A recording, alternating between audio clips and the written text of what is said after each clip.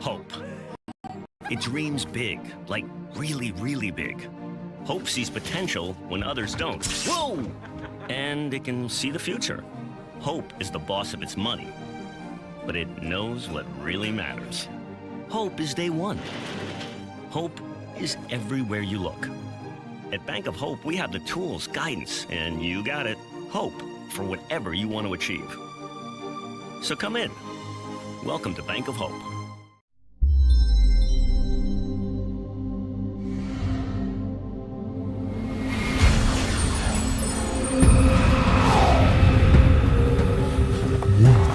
That smells delicious.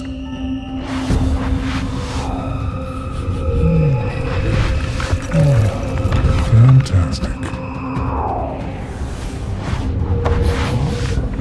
Wait!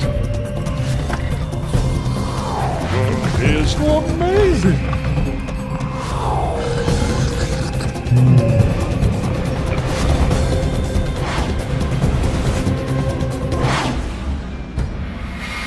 Hey, you want a shin? Nom shim shin ramen.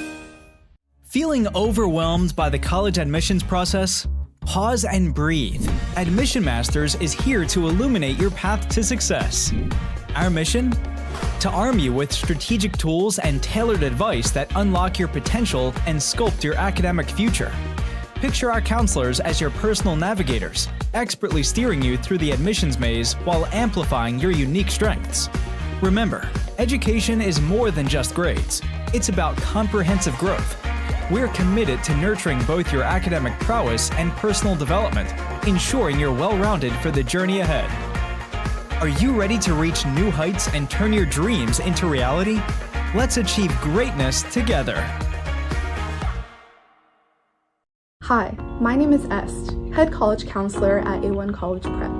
Just as college admissions committees in the U.S. utilize a holistic, comprehensive review process to evaluate student applications, at A1 College Prep we guide students using an individualized, multifaceted approach.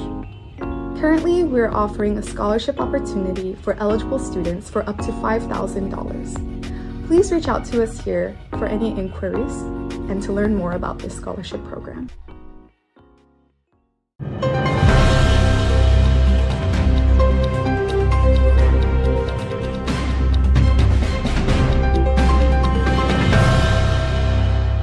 AGM은 미국 내 최고 수준의 학자금 재정 프로그램과 아이비 대학 연구진의 ARIP AI 인공지능 인턴십 프로그램을 운영하고 있습니다. 아이비 출신의 최고 강사진이 직접 지도하는 과외 프로그램과 글로벌 리서치 프로그램으로 자녀의 성적 향상을 책임집니다. 미주 최초로 자체 개발한 고객관리 시스템과 1,900개 대학 이상의 각종 데이터베이스를 여러분과 공유하겠습니다. 지금 바로 웹사이트에 방문해보세요. 자녀의 미래가 달라집니다.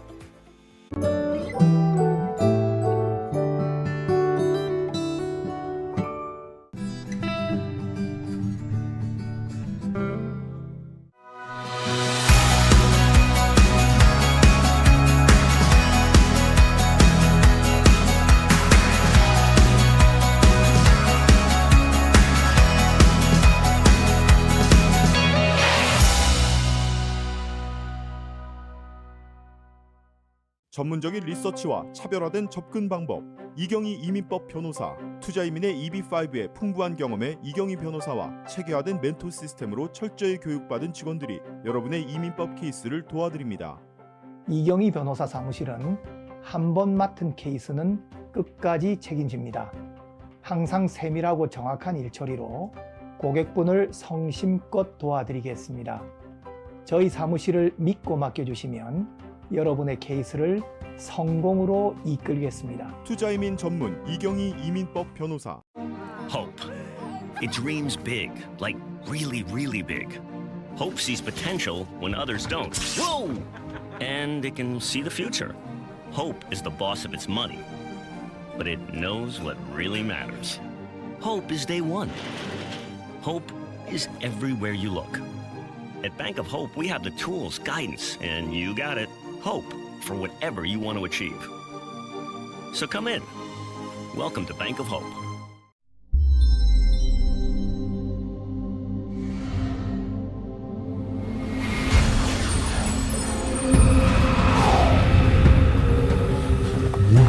That smells delicious.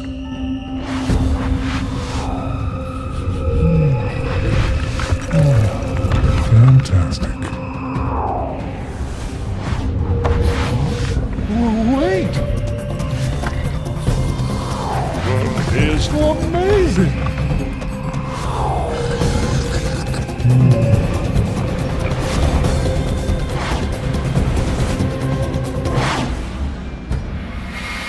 Hey, you want a shin? 농심 shin ramen. Feeling overwhelmed by the college admissions process? Pause and breathe. Admission Masters is here to illuminate your path to success. Our mission? To arm you with strategic tools and tailored advice that unlock your potential and sculpt your academic future. Picture our counselors as your personal navigators, expertly steering you through the admissions maze while amplifying your unique strengths. Remember, education is more than just grades. It's about comprehensive growth. We're committed to nurturing both your academic prowess and personal development, ensuring you're well-rounded for the journey ahead. Are you ready to reach new heights and turn your dreams into reality? Let's achieve greatness together. Hi, my name is Est, head college counselor at A1 College Prep. Just as college admissions committees in the US utilize a holistic, comprehensive review process to evaluate student applications, at A1 College Prep we guide students using an individualized, multifaceted approach. Currently, we're offering a scholarship opportunity for eligible students for up to $5,000. Please reach out to us here for any inquiries and to learn more about this scholarship program.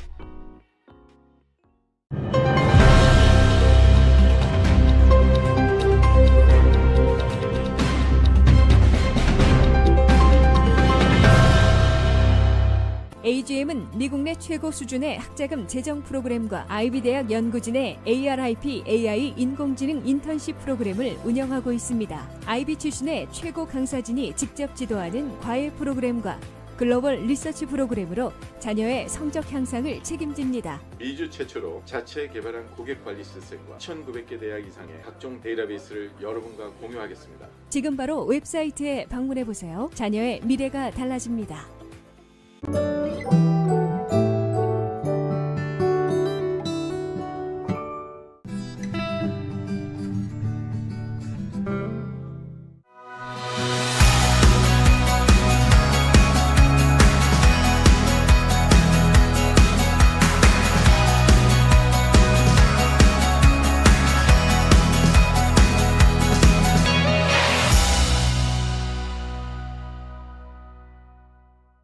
전문적인 리서치와 차별화된 접근 방법, 이경희 이민법 변호사, 투자이민의 EB5의 풍부한 경험의 이경희 변호사와 체계화된 멘토 시스템으로 철저히 교육받은 직원들이 여러분의 이민법 케이스를 도와드립니다. 이경희 변호사 사무실은 한 번 맡은 케이스는 끝까지 책임집니다. 항상 세밀하고 정확한 일처리로 고객분을 성심껏 도와드리겠습니다. 저희 사무실을 믿고 맡겨주시면 여러분의 케이스를 성공으로 이끌겠습니다. 투자이민 전문 이경희 이민법 변호사. Hope. It dreams big, like really, really big. Hope sees potential when others don't. Whoa! And it can see the future. Hope is the boss of its money, but it knows what really matters. Hope is day one. Hope is everywhere you look. At Bank of Hope, we have the tools, guidance, and you got it, hope for whatever you want to achieve. So come in. Welcome to Bank of Hope.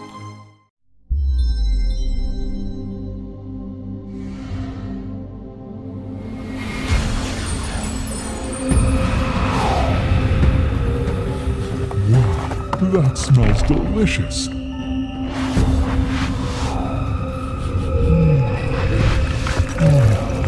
Fantastic. Wait! That is amazing!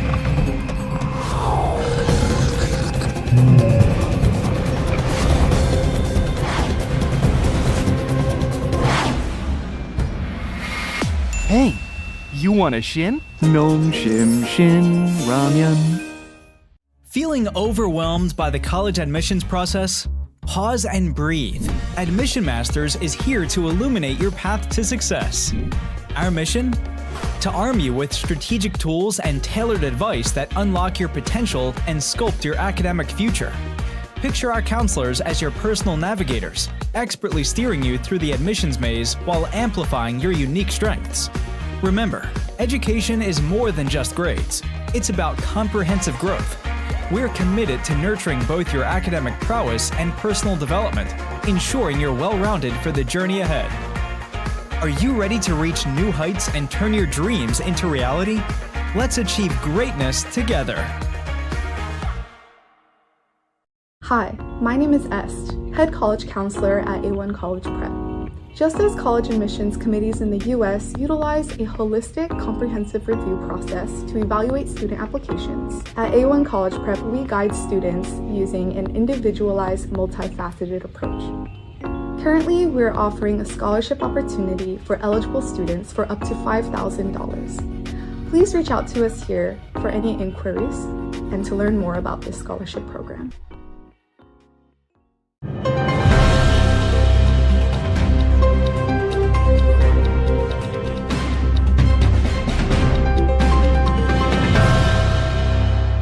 AGM은 미국 내 최고 수준의 학자금 재정 프로그램과 아이비 대학 연구진의 ARIP AI 인공지능 인턴십 프로그램을 운영하고 있습니다. IB 출신의 최고 강사진이 직접 지도하는 과외 프로그램과 글로벌 리서치 프로그램으로 자녀의 성적 향상을 책임집니다. 미주 최초로 자체 개발한 고객 관리 시스템과 1,900개 대학 이상의 각종 데이터베이스를 여러분과 공유하겠습니다. 지금 바로 웹사이트에 방문해 보세요. 자녀의 미래가 달라집니다.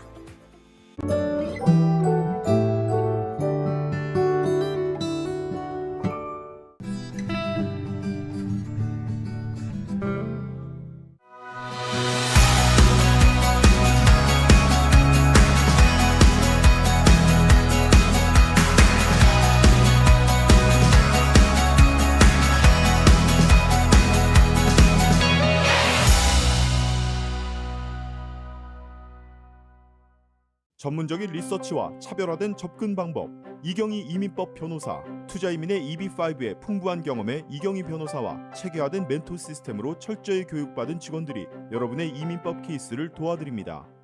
이경희 변호사 사무실은 한 번 맡은 케이스는 끝까지 책임집니다. 항상 세밀하고 정확한 일처리로 고객분을 성심껏 도와드리겠습니다. 저희 사무실을 믿고 맡겨주시면 여러분의 케이스를 성공으로 이끌겠습니다. 투자이민 전문 이경희 이민법 변호사. Hope. It dreams big, like really, really big. Hope sees potential when others don't. Whoa! And it can see the future. Hope is the boss of its money, but it knows what really matters.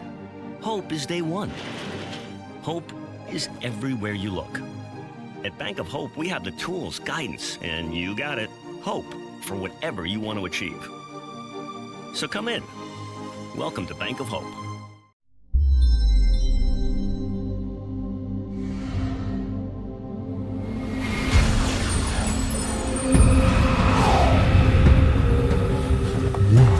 That smells delicious.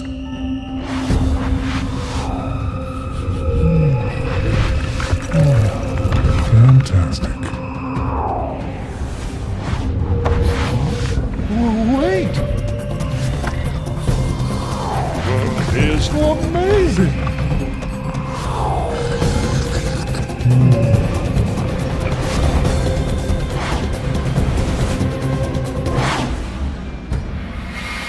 Hey, Hi, everyone. Welcome to the 15th Korea Times College Expo. Thank you so much for joining us today. My name is Jenny Wheatley, and I'm the president of the Admission Masters, and I'm so excited to be your host for the next few hours. We have listeners and viewers from all over the world joining us today, which is why we are hosting this year's Korea Times College Expo virtually once again. And we're so excited to be able to bring the expo to you. The Korea Times College Expo has grown to be the largest college expo for the Korean American community, where you can receive the best information on all things college admissions. We have so many amazing speakers prepared for you today who will be speaking about UCs, to prestigious universities, to activities and financial aid. So be sure to take notes throughout and gain as much information as you can. I want to start by thanking our special sponsor, Bank of Hope, and our main sponsor, Admission Masters, for making this year's event possible. I'd also like to thank Ivorywood Education, AGM Institute, A1 College Prep, law offices of Kyunghee Lee for supporting this year's event. Once again, we're so excited to bring this year's Korea Times College Expo to you. Just a few quick notes before we get started. This is currently live on YouTube, so make sure to tell your friends and family to hop onto YouTube anytime to join us today. If you registered before today at koreatimes.com/webinar, you will be entered into our raffles today, as we have a ton of amazing prizes for you. You can also find the expo at 미주 한국일보 College Expo on YouTube. If you haven't signed up, check out the comment section. We pinned the YouTube link for the link to register and be entered into our raffles. You are more than welcome to ask questions in the chat box on YouTube Live, and I will choose a few from the list to ask our speakers during our Q&A session at the end of each seminar. For those of you who are joining us live today and already signed up through the website for the expo, once again, we will be doing a lottery for giveaways. Just like last year, we'll be choosing 2 big winners who will receive $250 each and 28 viewers who will receive $20 gift cards. At the end of each seminar, we will choose 6 viewers, and after our final seminar, we will be choosing 12 viewers. So stay tuned throughout our expo today to have a chance to win our prizes. Also, if there is an organization that you would like to receive consultation with after listening to our seminars today, feel free to contact them. Let them know you were here at the Korea Times College Expo for a one-time free consultation. Now, without further ado, let's begin the 15th Korea Times College Expo right after this short commercial break. So stay tuned, take your bathroom break now, and get ready to hear from our wonderful speakers right after this commercial break. We'll be right back. Hope. It dreams big, like really, really big. Hope sees potential when others don't. Whoa! And it can see the future. Hope is the boss of its money, but it knows what really matters.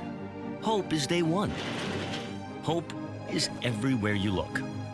At Bank of Hope, we have the tools, guidance, and you got it, hope for whatever you want to achieve. So come in. Welcome to Bank of Hope.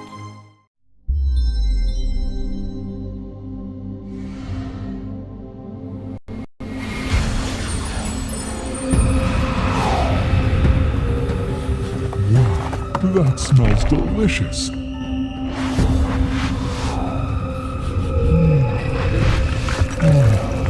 Fantastic. Wait! That is amazing!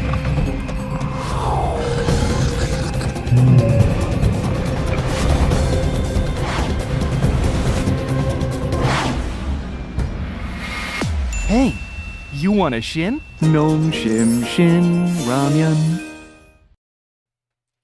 Hi, that's right. I'm not Jenny. I'm Marie Kim. I'm founder and advisor at Ivorywood Education, but I am so excited to introduce our very first special speaker of the day. She is the very hardworking host. I would like to introduce Jenny Wheatley. She is president of Admissions Masters. Her admissions experience comes from UCLA, Johns Hopkins, as well as the Harvard Summer Institute. She has a master's in education and a bachelor's from UCLA. She's certified in Myers-Briggs with the National Association of College Admissions Counselors and the Higher Education Consultants Association. She's also a Teach for America alum. And I would love to introduce her topic for the day. It is Master Plan and Strategies for Admission to Prestigious Universities. And without further ado, Jenny, Take it away. Thank you, Marie. Okay, yeah, so we just switched spots for a little bit. I'm actually going to be talking about master plan and strategies. I feel like a lot of students and parents have asked a lot of questions about college admissions. What do I need to do to start planning now? What are some things that we need to be thinking about for my high school students? I actually have some middle school students too who will be joining us today, and a lot of them have asked the same questions. You know, what courses do I take? How do I plan accordingly? So before I get started, this is a little bit about us. We are named the #1 educational consulting organization. Former admission officer from universities across the nation join us to support our students. We are the leader in boarding school and college admissions. We use a team approach for our students and parents to support them throughout their high school journey. And we have a personalized program because we believe that every single student is very different. Their strengths and weaknesses are different. So we make sure that we create a program that is personalized for them.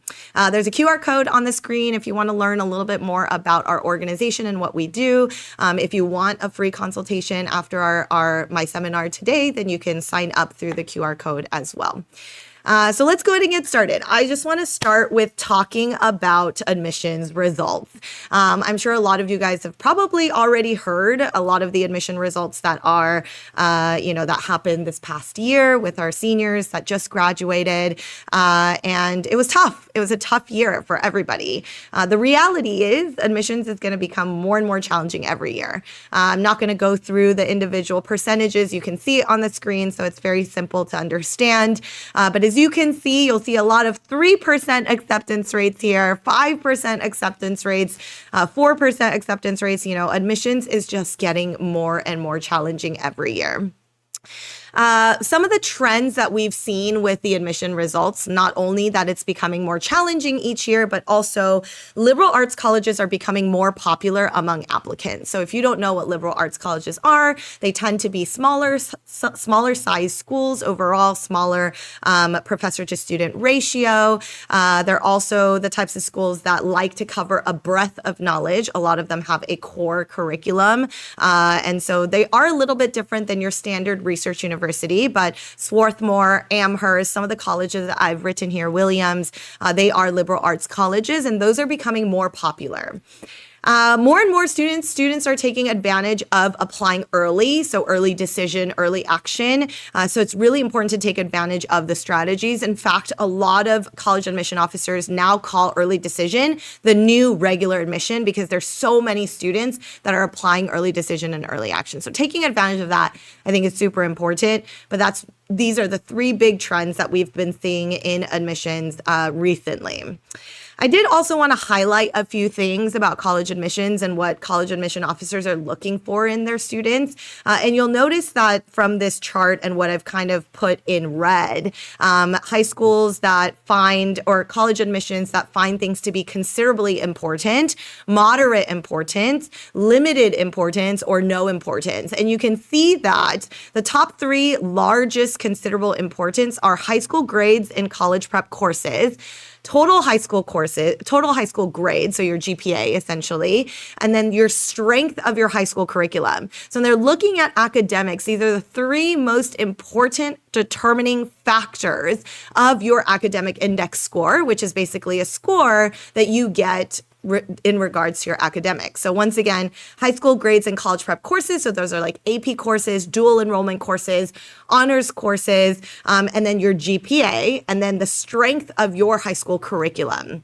You'll also notice some of the other things that are of considerable importance.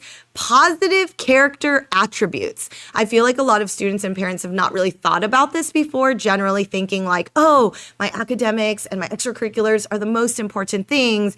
But a lot of colleges find positive character attributes to be one of the most important factors in determining a student's potential at the college admission. So why am I telling you this? I feel like there's a few ways that you can show positive character attributes, right? Your essays are one of them, and then your teacher recommendations are another space. Interviews are another place that you can do that. But also through your extracurricular activities and the things that you plan for your extracurricular activities, that could also show positive character attributes. But I've been telling my students this a lot. One of the big things that I share with them is that students who get into really good schools at the very foundation and core have really great personalities. They have really good positive character attributes. They are very close with their teachers. They have good friendships and relationships. They know how to network, right? And these are characteristics that we need to develop as students. And one of the things that I feel like the Korean American community struggles with.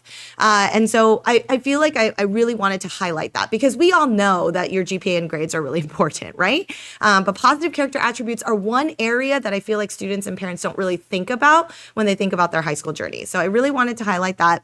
Of course, there is a lot of other things, teacher recs, extracurricular activities, high school class rank, your SAT, ACT scores, right? You guys probably know in 2025, the ACT is changing just like the SAT did.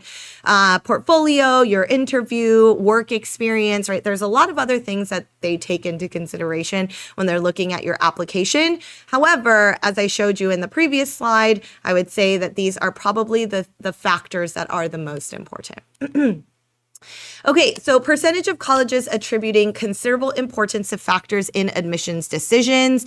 So high school grades in college prep courses, high school grades, your GPA, your strength of high school curriculum, your essay, your interest in attending the university is also something that they find important. So more colleges are trying to see demonstrated interest, right? One of the things that I'm telling my seniors and juniors to do right now is to sign up for virtual information sessions and college tours. You can do them virtually in the comfort of your own home, right? You don't have to go anywhere and travel across the country. But that's something that you want to do so that you can show demonstrated interest, your interest in attending that university. And if you guys haven't seen the Common App just yet, some colleges like Brown, for example, has a section in the Common App where they ask, how did you hear about our university? Or what made you decide to apply to our school? And there's 10 slots and a drop-down menu with a bunch of events that Brown puts on, right? Like a virtual event, a recorded, a video about their school, right? An alumni, a student, right? And so a lot of those things are also important. So your interest in attending, and of course, your counselor recommendations, teacher recommendations, and extracurricular activities are important. But of course, the foundation is going to be your GPA and your high school curriculum.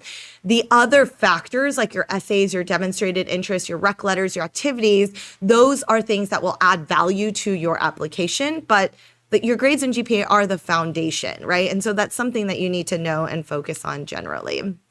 Okay, I want to talk a little bit about college admissions process just very quickly before I go into strategies and master planning. Essentially, colleges really, really care about seeing the applicant holistically. And so they call this the holistic review process. A lot of schools, like when I was an admission officer, there were a lot of different types of criteria. But one of the schools, like Yale, for example, they put these criteria into different sections. For example, they have a ranking for academic information, a ranking for extracurricular involvement, recommendation letters, essays, interviews, and miscellaneous factors. And they look at all of these things and give a student a point value system based on their application. And then students who have made a certain level of points will be the ones that get accepted, rejected, or waitlisted, so on and so forth. So holistic review is really important because I feel like you need to see that there's a lot of things that they consider.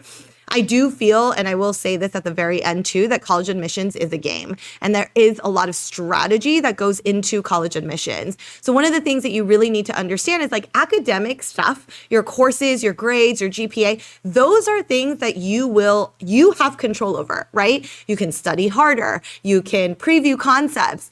You can get tutor. If you don't have tutors, you can use free resources, right? There's things that you can control. Extracurricular activities, also things that you can control. You can be more committed to try to get leadership positions. You can find specific uniqueness factors within yourself, right? Recommendation letters, there's partial control in that you can build relationships with your teachers and try to be very close with them. And then partial things you can't control because your teachers are the ones that are writing the rec letters, right? And then of course there's essays. You can control those. Interviews, You can control those. And then there's the uncontrollables, miscellaneous factors like your geographic location, where you live, like you can't really control that, right?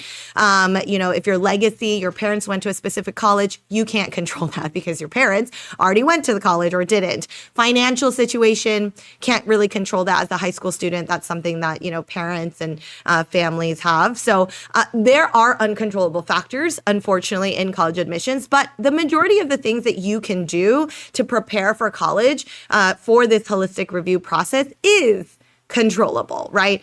In terms of how much dedication, effort, resilience, persistence that you have as a student. So I want to go into planning just a couple of factors, especially because, the seminar is only about 30 minutes. So I wanted to cover a few things, starting with academics. Remember, I did tell you that academics is one of the most important factors in college admissions. I wanted to talk a little bit about, what courses should I be taking? I know some of you here maybe are from middle school. Some of you are maybe already in high school, juniors, a lot of parents that are here as well.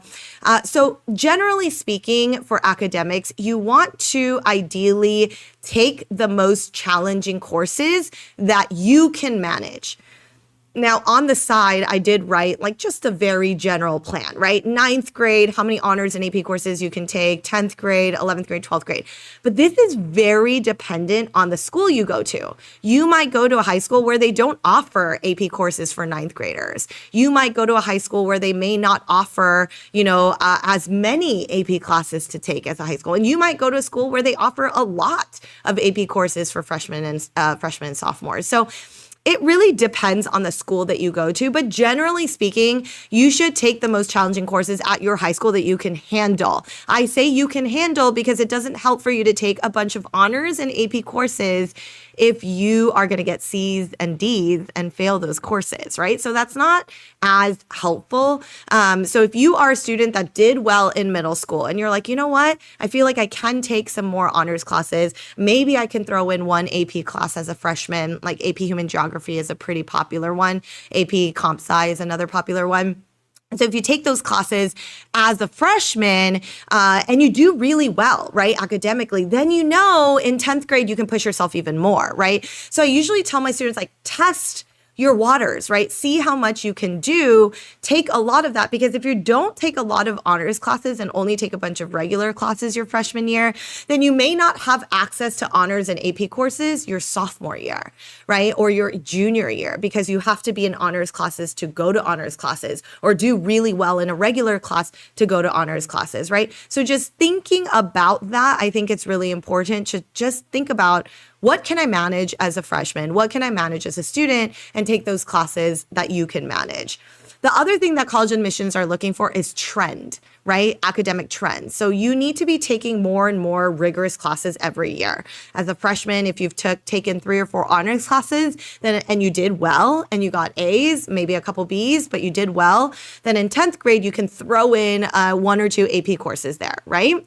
So depending on how you're doing academically, you can, get more rigorous each year with your courses. And they want to see that even your senior year, that you are taking more rigorous courses than you did your junior year. Senior year, I know a lot of you guys might want to take easier courses, have an easy senior year, but actually senior year is important too, and you need to push yourself. You want to form partnerships with teachers and your counselors at your high school so that you can receive enriched curriculum that reaches your academic goals. I feel like sometimes teachers will recommend certain students to take harder courses the next year. So having a good relationship with that teacher is important so you can get those higher level courses. You want to map out ideal academic course plans starting from 8th grade. The reason for this is because what you take in 8th grade does determine what classes you will take in 9th grade, right? And so how you do in 8th grade, if you took geometry already in 8th grade, then you'll be doing algebra 2 in your freshman year, and you'll be on this faster track, right? And so it is important for you to make sure that you have kind of a plan starting from middle school so that you can prepare for your academics accordingly. Okay, extracurricular activities. So we talked about academics, extracurricular activities. So 3 things that are really important with extracurricular activities is your dedication, right? How long you've done something, your commitment, right? How in depth you are with that particular activity. And lastly, but most importantly, your impact. Your impact in that activity is important. No longer is it just enough to have a leadership position. You need to have a leadership position that makes an impact, right? So I'm just going to kind of show you on the common application, there are 10 spots for activities, okay? Top 10 activities. If we're thinking about those 10 spots, about 5 to 6, so about half of your activity should be major related. Something that shows your passions that's related to your major, right? One or two of those activities should make some sort of local or national impact. And when I say impact, I mean that, in a particular organization, you've, helped a certain number of people. I gave an example of let's just say you have a tutoring program at your school and you have 10 tutors that help 50 students. That's impact, right? So you cannot just be a leader of an activity. You need to make a tangible impact because colleges want to know that you are doing something proactively to positively impact your community. 2 to 3 of the activities should be service oriented. 1 or 2 of the activities should show your uniqueness factor in your color. 색깔, right? That's one of the things that are really important. And the reason for that is because, you're going to be applying with a lot of other applicants that are similar to you, similar grades, similar courses, similar test scores, right? And you need something that will make you stand out. A uniqueness factor is something that you can do in terms of activities to make you stand out, right? And then lastly, you can have 1 or 2 activities that are related to your hobby or talent, sports, art, music, dance, debate, things like these can be your talents or hobbies. So you can totally have a couple of activities that do that. So when you are planning your extracurricular activities, right, for high school, even if you're a 10th or 11th grader now, think about these numbers and percentages of what you'll be putting on your application. How many activities will be related to your major? How many activities will allow you to showcase the impact that you've had, and so on and so forth. So in terms of planning, what matters, right? I get this question a lot. How do I plan accordingly? So first and foremost, a lot of students in 9th and 10th grade should have a general direction of their major, right? Whether you want to go, it doesn't have to be so specific. You don't have to say you want to be a neurosurgeon. But if you said something like, I know I want to do STEM, or I like STEM more, or I want to do, humanities, and I like humanities more, choosing kind of that direction is important because, as I mentioned earlier, the activities that you're planning and the courses that you're planning are going to be aligned to that, right? Your passions, your focus, and the level of impact that you can have as a student. And think about how unique your activity is, right? And how did you grow through that activity? What did you learn through the experience? In terms of planning, I usually tell students that in 9th grade, you are a fresh student at a new school. Generally, you should join as many clubs and activities as you possibly can. Honestly, that can fit into your schedule because really, you will not know what you love or what you don't like if you don't try it out, right? So if you are an 8th grader or freshman right now, just starting the school year, I would say one of the biggest things that you should do is to join as many activities and clubs as you can at your school so that you can figure out, is this something that I love or is this something that I don't like? Maybe you've always thought about being a surgeon, but you never really knew, right, what it's like to be a surgeon, or what a surgeon is. You just watched it on TV, but there's a club at your school where you can experience that. You should try, right? Because if you don't try, you won't know. And then starting from 10th grade, you can start narrowing down the focus, right? You can start narrowing down your activities, finding the things that you actually want to continue. Think about the potential of the clubs that you're in. If you can get leadership positions, if you can get awards, if you can do projects or other accolades, think about those things, and then you can continue on that journey. I have a quote from an admission officer at an Ivy League that I want to share. While academics is the core foundation of your college application, admission officers will review your application holistically, looking at things beyond your grades, like your personality, your fit, your leadership, your resilience, passion, and more. Activities are one way to be able to show that. I get a lot of questions about volunteer service, right? A lot of parents are like, how many hours do we need to do? What do we need to think about when we do volunteer service? Am I doing volunteer service because I want to get an award? Am I trying to get the President's Volunteer Service Award? And I usually answer these 4 criteria for volunteer service. Number 1, hours versus impact.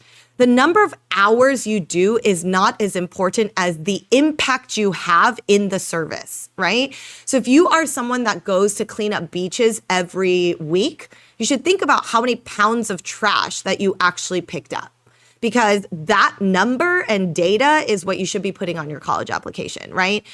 Over the course, not I finished 150 hours of volunteering, woohoo. You could have finished 50 hours of volunteering and made more of an impact, right? Some students.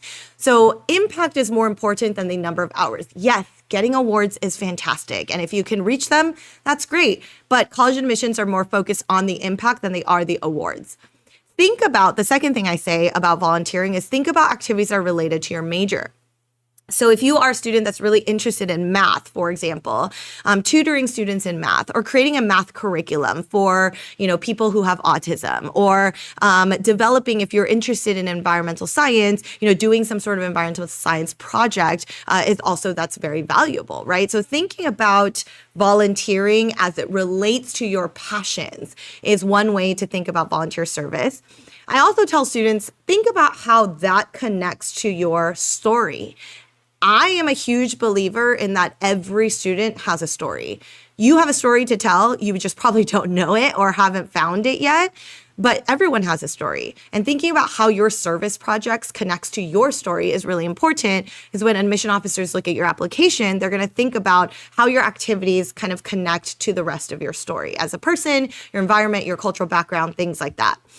And positions. Getting higher positions is great. You could get president, vice president, treasurer, whatever. That's fantastic. But what's more important, once again, is what are you going to do with that position?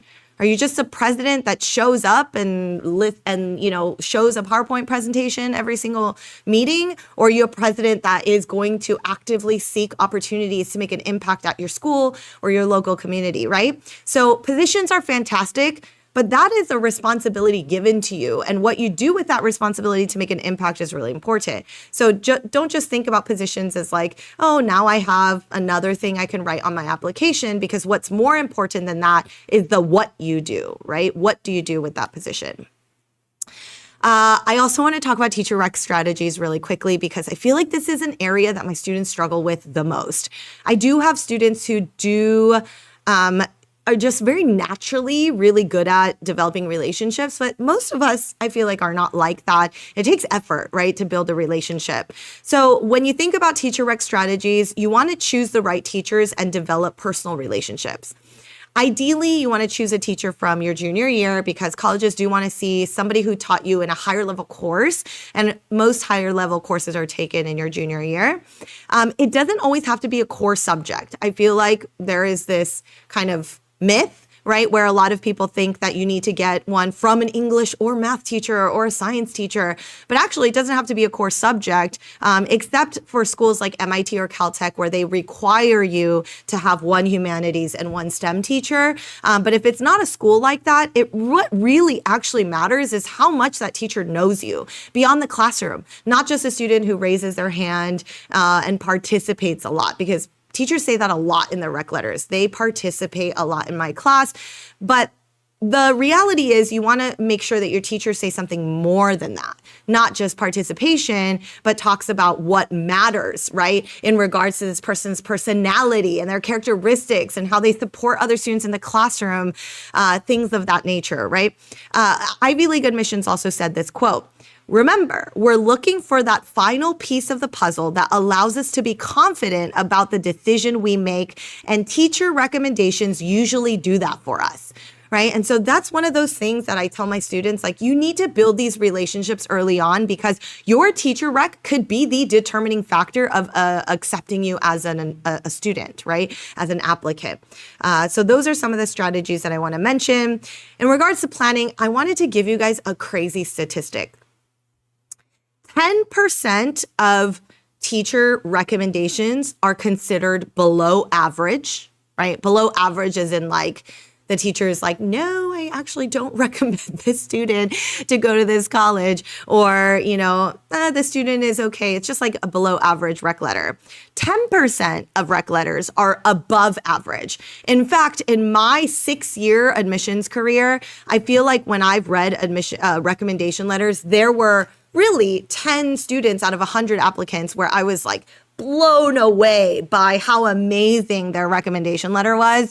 And that I would say is, above average, right? Recommendation letter. Some teachers were like, in my 14 years that I have, been a teacher, this is a student that really stands out to me. And those kind of phrases really, as an admission officer, is like, wow, like the student must be amazing if they're going to use that type of language in the rec letter. And then 80%, literally 80% of rec letters are just average, right? Average in like that they all say very similar things. And they all say like, oh, this person participates very well. They're very smart. They're very kind, right? But only 10% are above average, and you should be a part of that top 10%, right?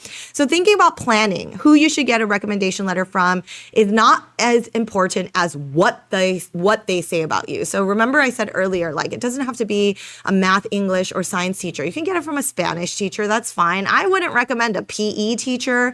Like a Spanish teacher is fine. Another history teacher. I have a student who's like really good at robotics, and their engineering teacher is fine. So what they say about you is the most important. Practice talking to your teacher often. Be mindful of how much you share with your teachers in regards to your personal life. You don't want to get like too talking about your drama that you have with your friends, right?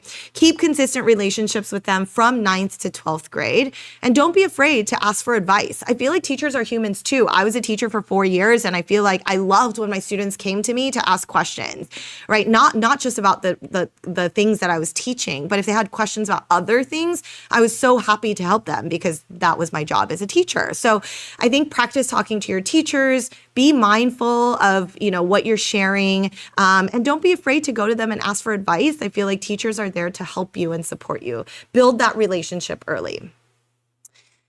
Essays and interviews. How, when, what do I need to think about? So for essays, when it comes to admissions, essays and interviews allow admissions to see the applicant holistically, right? They're able to focus on their personality and characteristics. They looked at your application and saw how you did academically and how you did extracurricularly. The essays and interviews are a place for them to get a little deeper, right? They like to use that information to really determine if you're a good fit into their university, because every university has a certain thing that they're looking for in terms of personalities. And I love the questions, by the way, that you guys are asking. So please continue to ask questions on the chat if you guys have any questions. So in terms of planning, essays showcase your brand. So when I sit down with a student to think about their essay topic, I talk about branding, right? Nike has just do it, right? Apple has think different. What is your motto, right, is what you need to think about. What is the mantra that you utilize when you're thinking about your life and your story? And that's how you want to showcase your brand, right? Every single person has to brand themselves when it comes to writing their essays and building their application, and building upon your brand is really important. So think about that. I also tell my students, I have a lot of 9th graders, and I also tell my students to start early. Start early. Reflect on your experiences. To be honest, I have so many students that start the brainstorming meetings with me, and I'm like, okay, so let's talk about some topics. Like, what are some, memories or childhood memories that you have? Or I'll ask them questions, and they'll be like, I've never thought about that before, But if you start the process early in 9th grade, reflect on your experiences, practice interviews, practice talking to people. All of those things will be super helpful when you start to write your essays. Another quote from Ivy League admissions: essays and interviews allow us to see the whole person beyond the accolades, the grades, the activities. They are the one piece of information that will allow us to connect the dots and understand the full story of the applicant beyond their role as a student, right? So think about that as you think about your essays and interviews. I want to talk really quickly before I go into the Q&A about soft skills.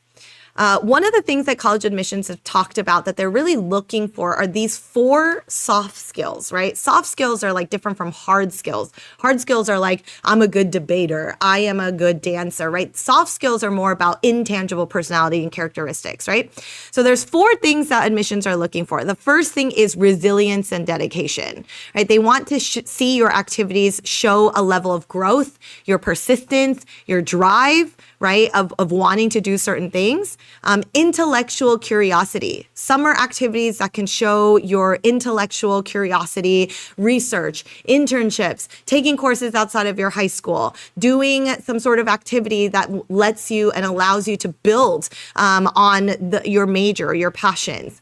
Compassion. Compassion is super important. I mentioned how some of the activities in your Common App needs to be showing your compassion, right? 3 of 10 activities on the Common App should show your desire to make a difference in your community. And lastly, leadership, right? Not just a position, but what you do as a leader, the impact that you have as a leader and how you support other people through your leadership. So think about these 4 soft skills and how you can build those skills throughout high school. So I told you I was going to tell you a quote, but this is something that I totally 100% believe. College admissions is a game that we can master together. By using the best strategies, making informed decisions, and selecting the right players for our team, we position ourselves not just to compete, but to triumph in the admissions arena. I'm a huge believer that strategy is a huge part of college admissions. You can do everything correctly, have the perfect grades, the perfect, test scores, and 10 leadership positions. But if you're not strategically putting that on your college application in a way that really reels in the admissions officers, then you're not strategizing right?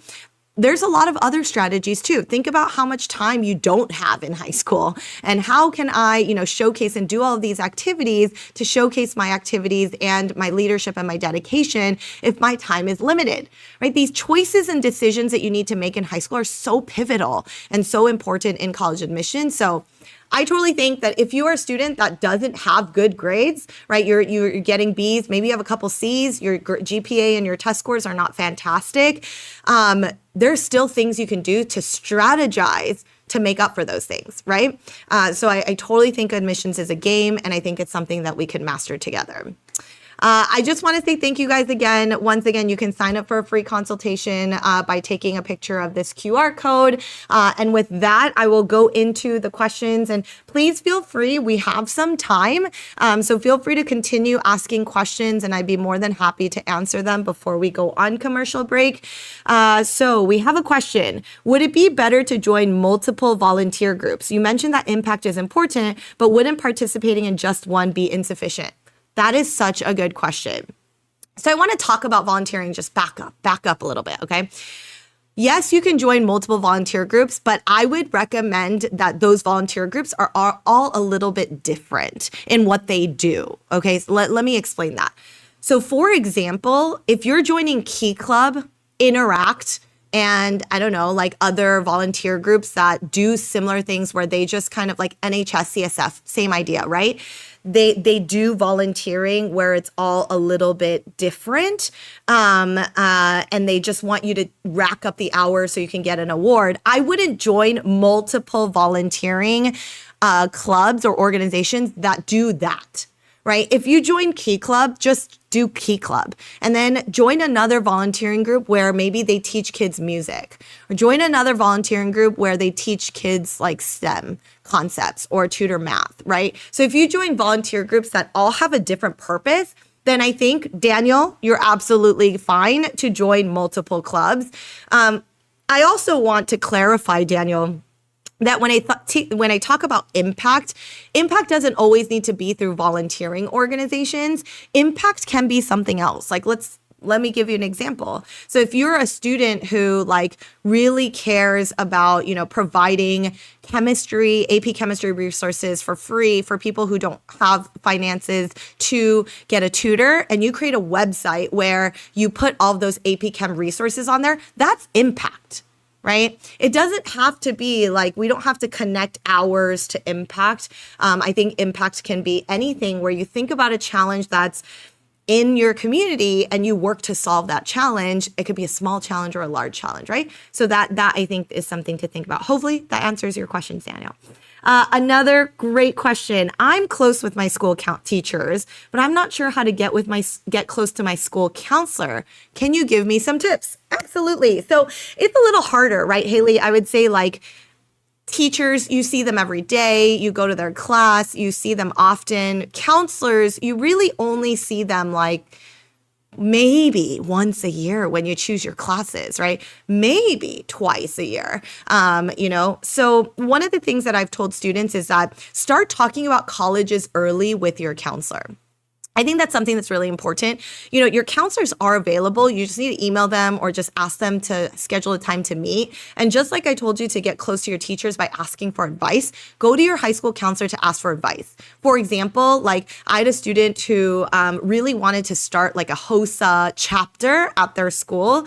And, they didn't know how to start the process. So they went to their counselor and they're like, hey, I'm really interested in health and I would love to start a HOSA chapter at my school. And the counselor supported the student and figured out all of the ways in which they can start a chapter at their school. And that's just one way that you can get close to them. So think about like advice that you can ask a counselor that maybe would be about starting a club or an organization or building something at the school. I have another student who's like creating an AI sprinkler system at their school. And they're working close to their counselor and their vice assistant principal for these projects. So I feel like those are a good ways to like get close to your counselor. And don't forget about your counselor when Teacher Appreciation Week, right? Mostly Teacher Appreciation Week is the first week of May. And like usually counselors are forgotten, right? So don't forget about your counselor when you're giving your teachers like a gift or something for Teacher Appreciation Week. Give something to your counselor too. And I think that also helps as well. Hopefully that helps, Haley. And Noah, what is a good resource I can use to find more research opportunities in summer programs? This is a very good question as well. So obviously there's a lot of really good organizations here at today's seminars. And I would assume that that's a lot of times what we help with as well, is making sure that we find the best research opportunities in summer programs for our students.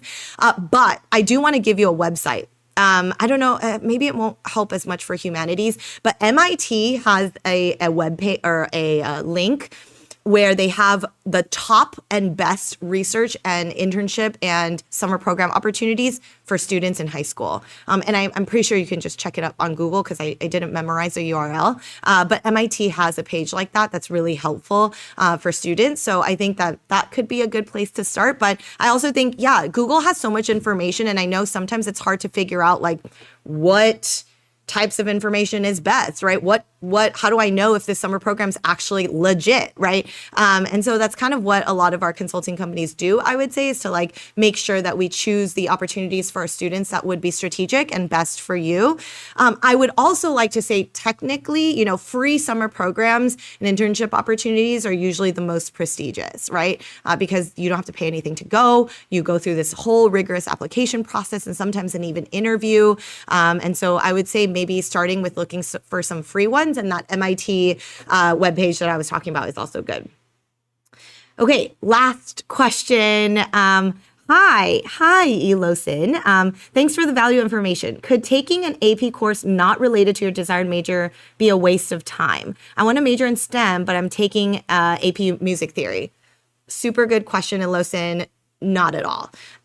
In fact, there's not a lot of STEM, like you can't double up on math, double up on sciences, double up on, you have to eventually take, for example, the UCs have the A through G, requirement, right? And a lot of colleges, private schools want to see like the 4 years of language, 3 years of language recommended, 4 years of history, 4 years of lab science, math, English. So you do have to take classes that are not always connected to your major. However, Elosin, I probably need to talk to you a little bit more personally in regards to AP music theory, because maybe that's a talent you have. Maybe you're a musician and maybe you want to showcase that talent, or maybe you want to get rid of an arts credit, right? An AP music theory, AP art history, AP 2D art, 3D art, studio art. These are all really good classes to take in order to get rid of that arts, requirement. So I feel like if you're doing it for that reason, it's totally okay. And I think if the other classes you're taking, Elosin, still highlight that you have a passion for STEM and show that you have a passion for STEM, adding AP Music Theory is totally not a problem. I have students who do that as well. Okay, so hopefully that answers that question. And my time is up. So we're going to go straight into our first raffle. So we're going to choose 6 people. And the first person the first 5 people will be $20 gift cards. And the 6th person is going to be the $250. Okay, so we're going to go ahead and start with that. So once again, wait. Once again, if you didn't sign up or didn't register and you just hopped onto YouTube today, you guys can see the link that's pinned on top of the comments. Sign up and your name will be added to our little pinwheel, okay? So we're going to go ahead and choose. Let's see our first winner. Yes. Lucy on 2006@gmail.com. Congratulations. You are a $20 gift card winner. And just so you guys know, we will contact you. The Korea Times will contact you to get your prize. Get your prize. So please feel free to just wait. Just hold on. We'll contact you from our registration. All right. Second person. Who is it? Tiger J Kim N120@gmail.com. Congratulations. You are another $20 gift card. Next person, our third person. Gloria BYUN5@gmail.com. Congratulations. You are our third winner. Fourth person for $20 gift card. June Kim, FNP@yahoo.com. Congratulations. You are our fourth winner. We are going to our fifth winner. Fifth winner. Here we go. $20. L Kim 1030@gmail.com. Congratulations. And this is for the big winner. $250. Let's see who it is. Let's see. Big winner. Be Mine 512@naver.com. Be Mine 512@naver.com. You have won $250. Congratulations. And with that, we're going to have way more prizes, guys. So please stay tuned. And we are going to go on a quick commercial break. Thanks, everyone. Feeling overwhelmed by the college admissions process? Pause and breathe. Admission Masters is here to illuminate your path to success. Our mission? To arm you with strategic tools and tailored advice that unlock your potential and sculpt your academic future. Picture our counselors as your personal navigators, expertly steering you through the admissions maze while amplifying your unique strengths. Remember, education is more than just grades. It's about comprehensive growth. We're committed to nurturing both your academic prowess and personal development, ensuring you're well-rounded for the journey ahead. Are you ready to reach new heights and turn your dreams into reality? Let's achieve greatness together.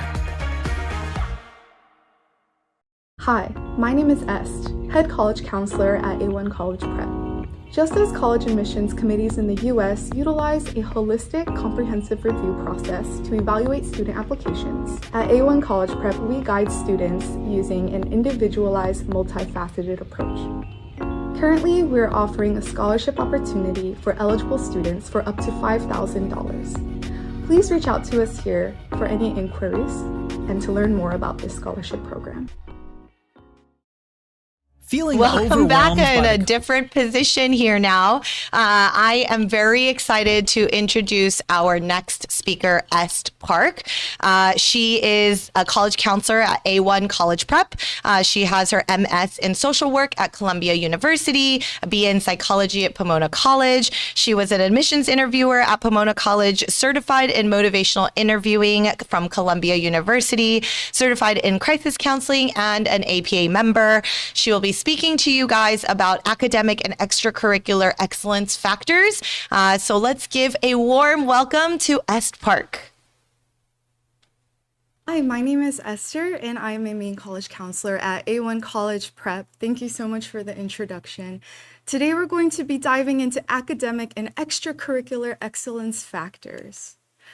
So this is a brief overview of what we will be covering today. There's only so much we can cover in the amount of time we have allotted. So if you do have any questions that we don't address as we are going through this presentation, please do reach out to us at counselor.aone@gmail.com.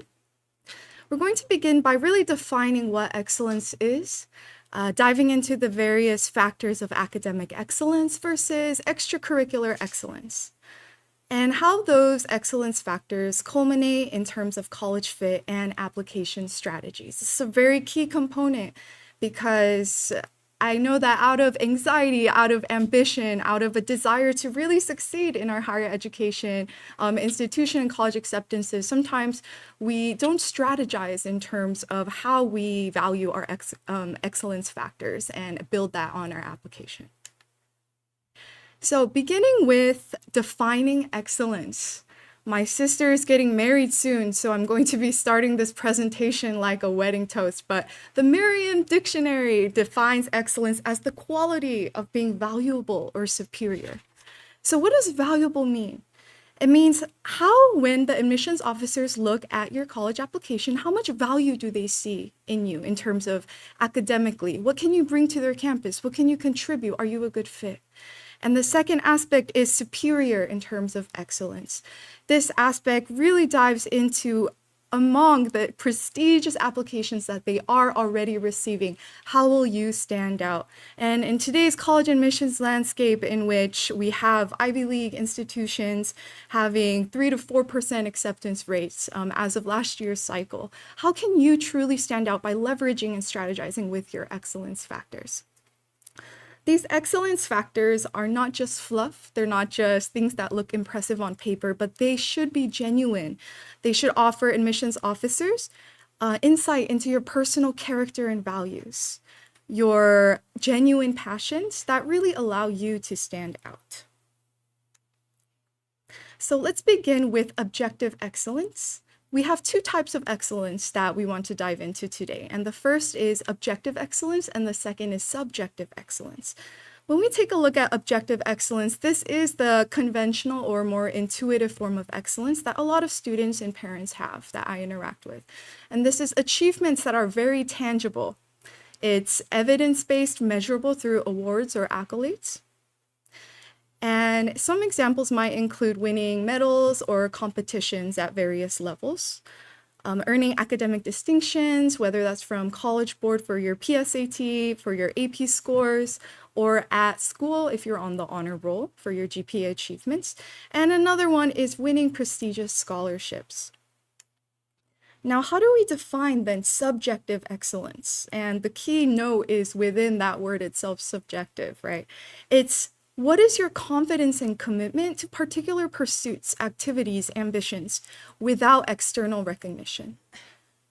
So this means if no one applauds for you, if no one is giving you an award for something that you've done, what is something that you do regardless because you are genuinely passionate about it? Something that drives you, something that sparks your passion and interest that you do over and over and over again. And these aspects really show personal growth and self-satisfaction. How have you made the most of your time in high school, the couple of years you've had? How are you a different person as your freshman year than you were when you're a junior applying for colleges? Right? Now, some examples might be personal passion project, participating in not just general clubs or societies, just to have a leadership title, but something that shows your particular niche. To begin with academic excellence factors and extrapolating on this category of excellence factors, we have academic coursework, standardized testing, and academic awards and recognitions. To begin with academic coursework, we have a lot of rigorous coursework options that you want to convey to colleges that you challenge yourself to accomplish. So we have AP scores, IB scores. We have our honors classes. We have our dual enrollment options. This dual enrollment option is showing colleges that while you're taking college, high school level classes, you are also challenging yourself to take college level classes, such as at community college and pre-college programs. Or for example, at A1 College Preparatory, we offer USC accredited classes to show a similar level of rigor that you can manage and handle when you are in high school. And a key point to remember is the holistic assessment of these factors. While yes, high GPA is very, very important, don't get me wrong, having that foundational academic excellence proves a lot to colleges about your ability to handle more college-level academic curriculum. Colleges assess your academic achievements holistically as well. So this is the context of your grade trends and specifically the types of coursework you have taken. A common question I get from students and parents who are very hardworking, but they might have gotten a B in high school is, should I restructure my college list, or should I re-strategize and give up my dream school that I've been dreaming about since I was like 6 years old? And the answer is no. There is a very holistic process in evaluating your academic coursework. And this means if you do have a couple of Bs your freshman year, does it show, however, later on in your sophomore, junior years that your grades are improving, that you are continuously challenging yourself to succeed in these rigorous courses? And are you taking coursework that shows intellectual risk-taking, coursework that shows your genuine interests and academic curiosities? Next, we have standardized testing. This could include SAT, ACT, as well as AP exams. Now, as of late, there is a lot of current trends going on with test optional policies in that a lot of prestigious universities are very 슬슬, I'm going to utilize my art of Konglish, but 슬슬 requiring SAT scores and ACT scores. For example, Georgetown, MIT, Yale will be requiring SAT scores this upcoming admissions cycle, and other Ivy League institutions will be soon to follow. So regardless of whether it's test optional or not, we cannot be fooled that, okay, I don't have to take SAT. SAT is very, very important in terms of conveying the students' academic excellence, ability to write, critically think, solve math problems in a way that is standardized across the nation. And finally, we have academic awards and recognitions. These vary in terms of the geographic level in which they are administered, and of course, as well as competitiveness and prestige. We have at a local and regional level, if you're in the US, this would be state level as well. We have national level or domestic, countrywide awards and competitions. And we also have at an international level, which means you, a delegate or representative from a particular country, are competing with other students, high school students from other areas of the world. Now, the strongest college applications do have a mix of these various types of awards and recognitions because it shows genuine and very gradual and natural growth across your local involvement, your national involvement, as well as an international level of prestige and competition. Moving on to extracurricular excellence factors. I'd like to begin with this applicant's contribution and social impact. Now, this does go into the importance of community engagement, but it is very, very, very much beyond just the sheer number of volunteer hours. It includes the meaningfulness of the community service and activities that you are engaging in. For example, what kind of social impacts are you making in your local community, in your community around you? And these are precisely the supplemental essay questions that colleges are going to be asking you to write about. To really measure social impact, I encourage my students to think about their initiatives and projects in this way. The first aspect is identifying a particular social issue. So are you genuinely passionate about identifying an issue such as understanding the severity of environmental waste and pollution? Or are you just picking up trash on the weekends to earn your volunteer hours?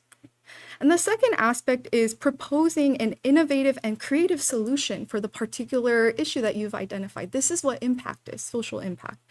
So an example I can think of is a student of mine a few years back had genuinely been passionate about environmental conservation, and she would spend weekends cleaning trash at the beach. But she was also enrolled in an AP art class, and as a result, for her final AP art portfolio, she utilized the trash that she had picked up over the weekends to demonstrate social awareness in her artworks and to channel her creativity into her creations. And as a result, it led to not only a very meaningful extracurricular activity, but also a very meaningful academic activity for her art portfolio. Next, we want to take a look at leadership roles and initiatives. This involves the significance of leadership positions in clubs, sports, or community organizations, but more specifically, how students demonstrate their unique style of leadership and initiative. Every single student has leadership quality within them. It doesn't matter if you're shy, if you're introverted. I genuinely believe that every single student has a unique style of leadership.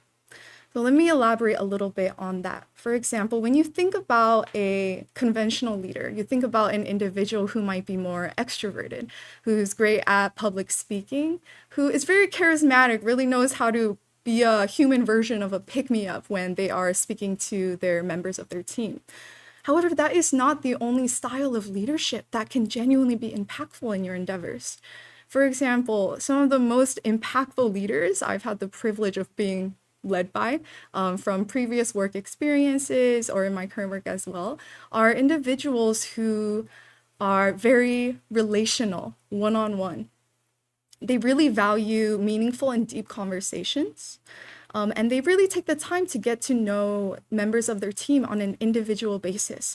And when it's time to make executive decisions in their leadership role, they're able to balance that with understanding their team members' perspectives. Or you might be the type of leader in which you are a mediator. You're very good at being inclusive. When you are leading a team and people have vehemently different opinions and are aggressively disagreeing with each other, you are someone who knows how to step in a respectful, thoughtful, and sensitive way and can help team members reach common ground and can help team members understand the importance and value of why are we here in the first place. We have a shared goal. And finally, we have quality over quantity. It's not about quantity, it's beyond what's on paper, but rather about your excellence factors fit with your overall narrative and background. So let's say you win a particular competition that is very prestigious. While that singular achievement is very, very admirable, it is still important to understand how does that particular competition, achievement, fall under the umbrella of my personal background, my narrative story, my core values, other coursework I've taken, other aspects of my background and story. And because this is such a key concept at A1 College Prep in our college counseling approach, as we onboard students, we begin with taking an academic and intellectual career aptitude exam. And our cognitive psychologist, Ryan Lee, provides an assessment and debrief of the results of the exam to really provide a very specialized pathway across academic excellence recommendations and extracurricular excellence recommendations to the particular student. And every single student's story, strengths, journey is different. And this way, it is very important that we are preserving quality over quantity. Now, as I had been introduced, I have a social work background. And that makes me very excited to talk about this extracurricular excellence factor, and that is passion projects and personal pursuits. This involves the encouragement of projects that are really driven by personal interest and passion. So no one is telling you to do this in particular. It's not out of obligation you have to do this for like a school club or necessarily for a particular leadership role at a nonprofit you're volunteering at. However, this is something that you do because you're so genuinely passionate about it. And the strongest passion projects I have seen have two components. The first is alignment with your academic passions or majors, right? So For example, we have a couple of pre-med students or students who are involved in healthcare and are aspiring to be future physicians and nurses.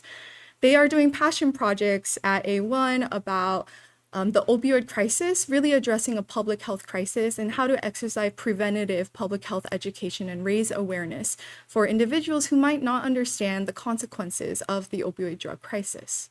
Right?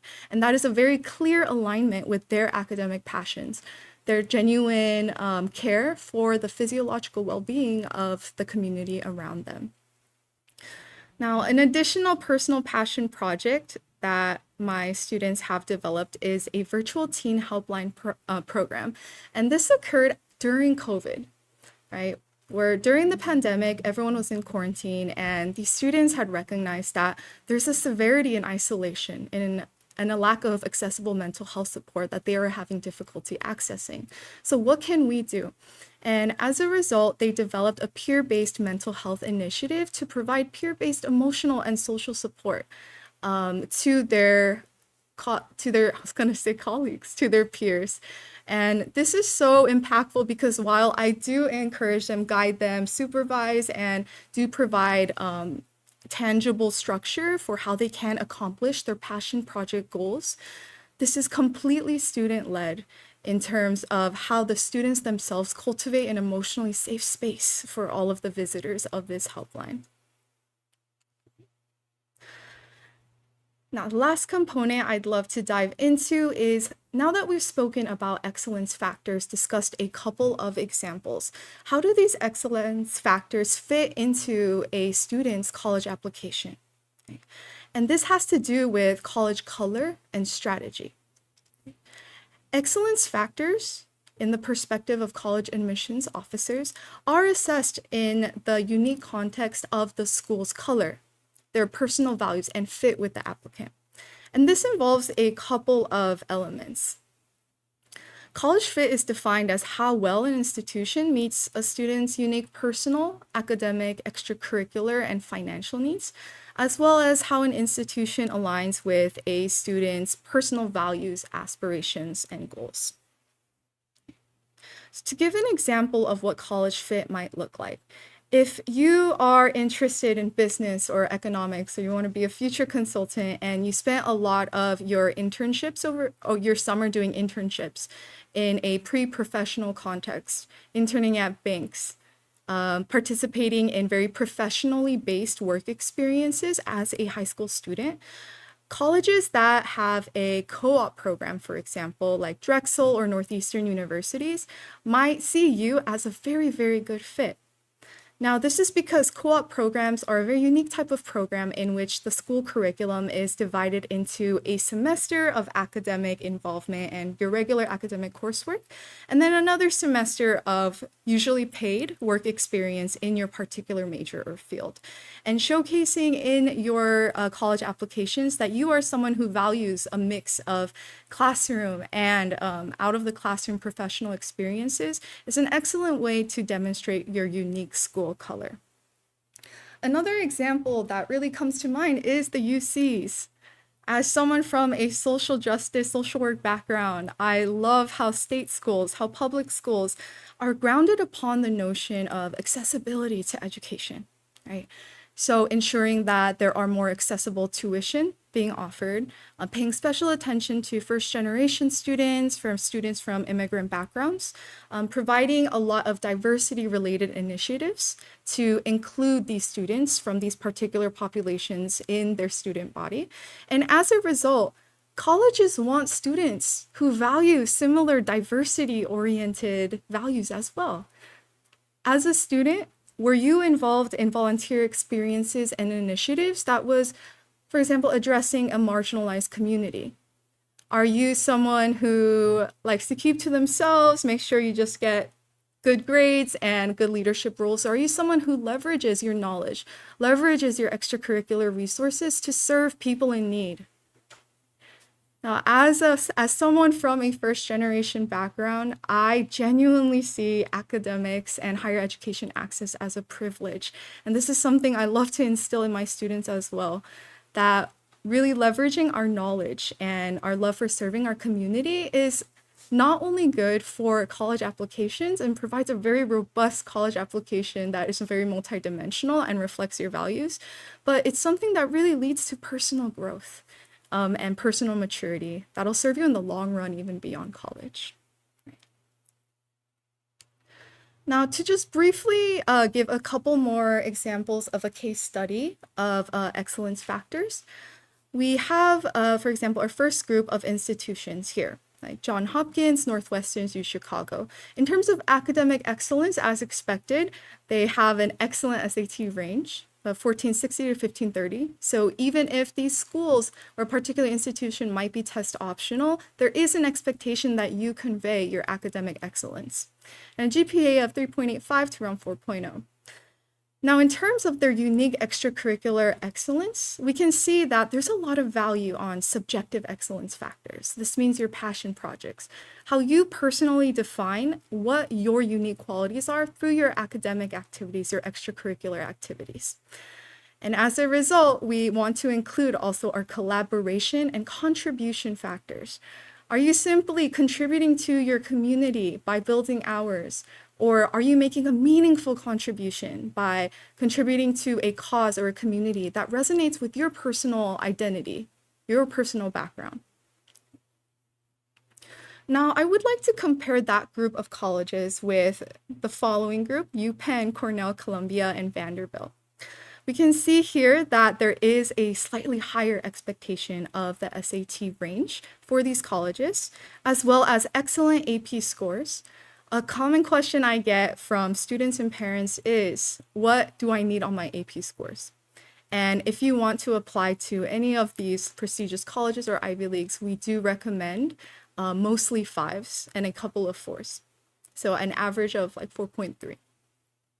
On top of all of this, these colleges are highly grounded upon a research focus, academia, research and innovation. And as a result, they place heavier emphasis on academic research publications and awards. If you think about academic research in general, it is the pinnacle of academic achievement and a portrayal of expertise that I know how to learn and I know how to convey. I know how to dive more deeply into my niche topic of interest. Right? So if you think about even at a college level with faculty members, how do you get tenure, right? It's a lot of times about your research experiences, publications, and involvement. In terms of extracurricular excellence for this group of colleges, we can see that there is a higher emphasis on a mix of both subjective and objective excellence factors, where you are going to be valuing your portrayal of your individually defined excellence through passion projects and activities, but also objective excellence factors, such as academic competitions and rigor. Now, a key aspect I would like to highlight as we wrap up is that we want to ensure that even the competitions themselves align with your college applications. They are not just a singular accomplishment, but they should be aligning with your academic passions, your goals, the way you want to challenge yourself. Are you participating in individual-based academic competitions, or are you participating in group-oriented competitions that highlight your collaborative skills, your problem-solving skills? So that is the end of my presentation. We're going to transition into a question and answer time. But if you have any additional questions or would like to receive a consultation, please feel free to reach out to me at this email, counselor.aoneA1@gmail.com. All right, welcome back. Thank you so much, Est. That was such a good presentation. A few questions that we have, and just so you guys know, please ask more. We have a good bit of time in the Q&A session, so please ask more questions. But Est, we'll go ahead and get started. One person asked, how many languages is recommended from Yoon Suk Choi? Languages in general do show a lot of that diversity and inclusion factor. And so what this means is not just, for example, if you're from a Korean background, being able to convey that you take Korean courses at your school, but being able to convey that you are also someone who perhaps studied Spanish and wants to connect to Spanish-speaking communities. Or if you are speaking Korean, you want to serve older Korean adults. It's beyond what language, how many languages. It should be more about how you use those languages and leverage them to connect with communities that you are serving. Awesome. Thank you. And then another question we have from M. Sun Kim. Do you need 10 extracurricular activities in high school? How many would you say are appropriate? There should be a mix across extracurricular activities. So what I mean by that is when we think about extracurricular activities, it's really beyond just school clubs and nonprofit organizations, for example, you're volunteering with, right? Are you doing independent extracurricular activities, such as working on personal research projects, which is something I'm bringing research up a lot because I'm a huge research nerd, and it is very much valued as well in college admissions landscape. So it's something that at A1 College Prep, we really underscore and mold our applicants to ensure that they shine in the process. So across those 10 extracurricular activities, you should have a mix, for example, of extracurriculars that you're demonstrating leadership, right? So your unique leadership style in a particular school club or an organization.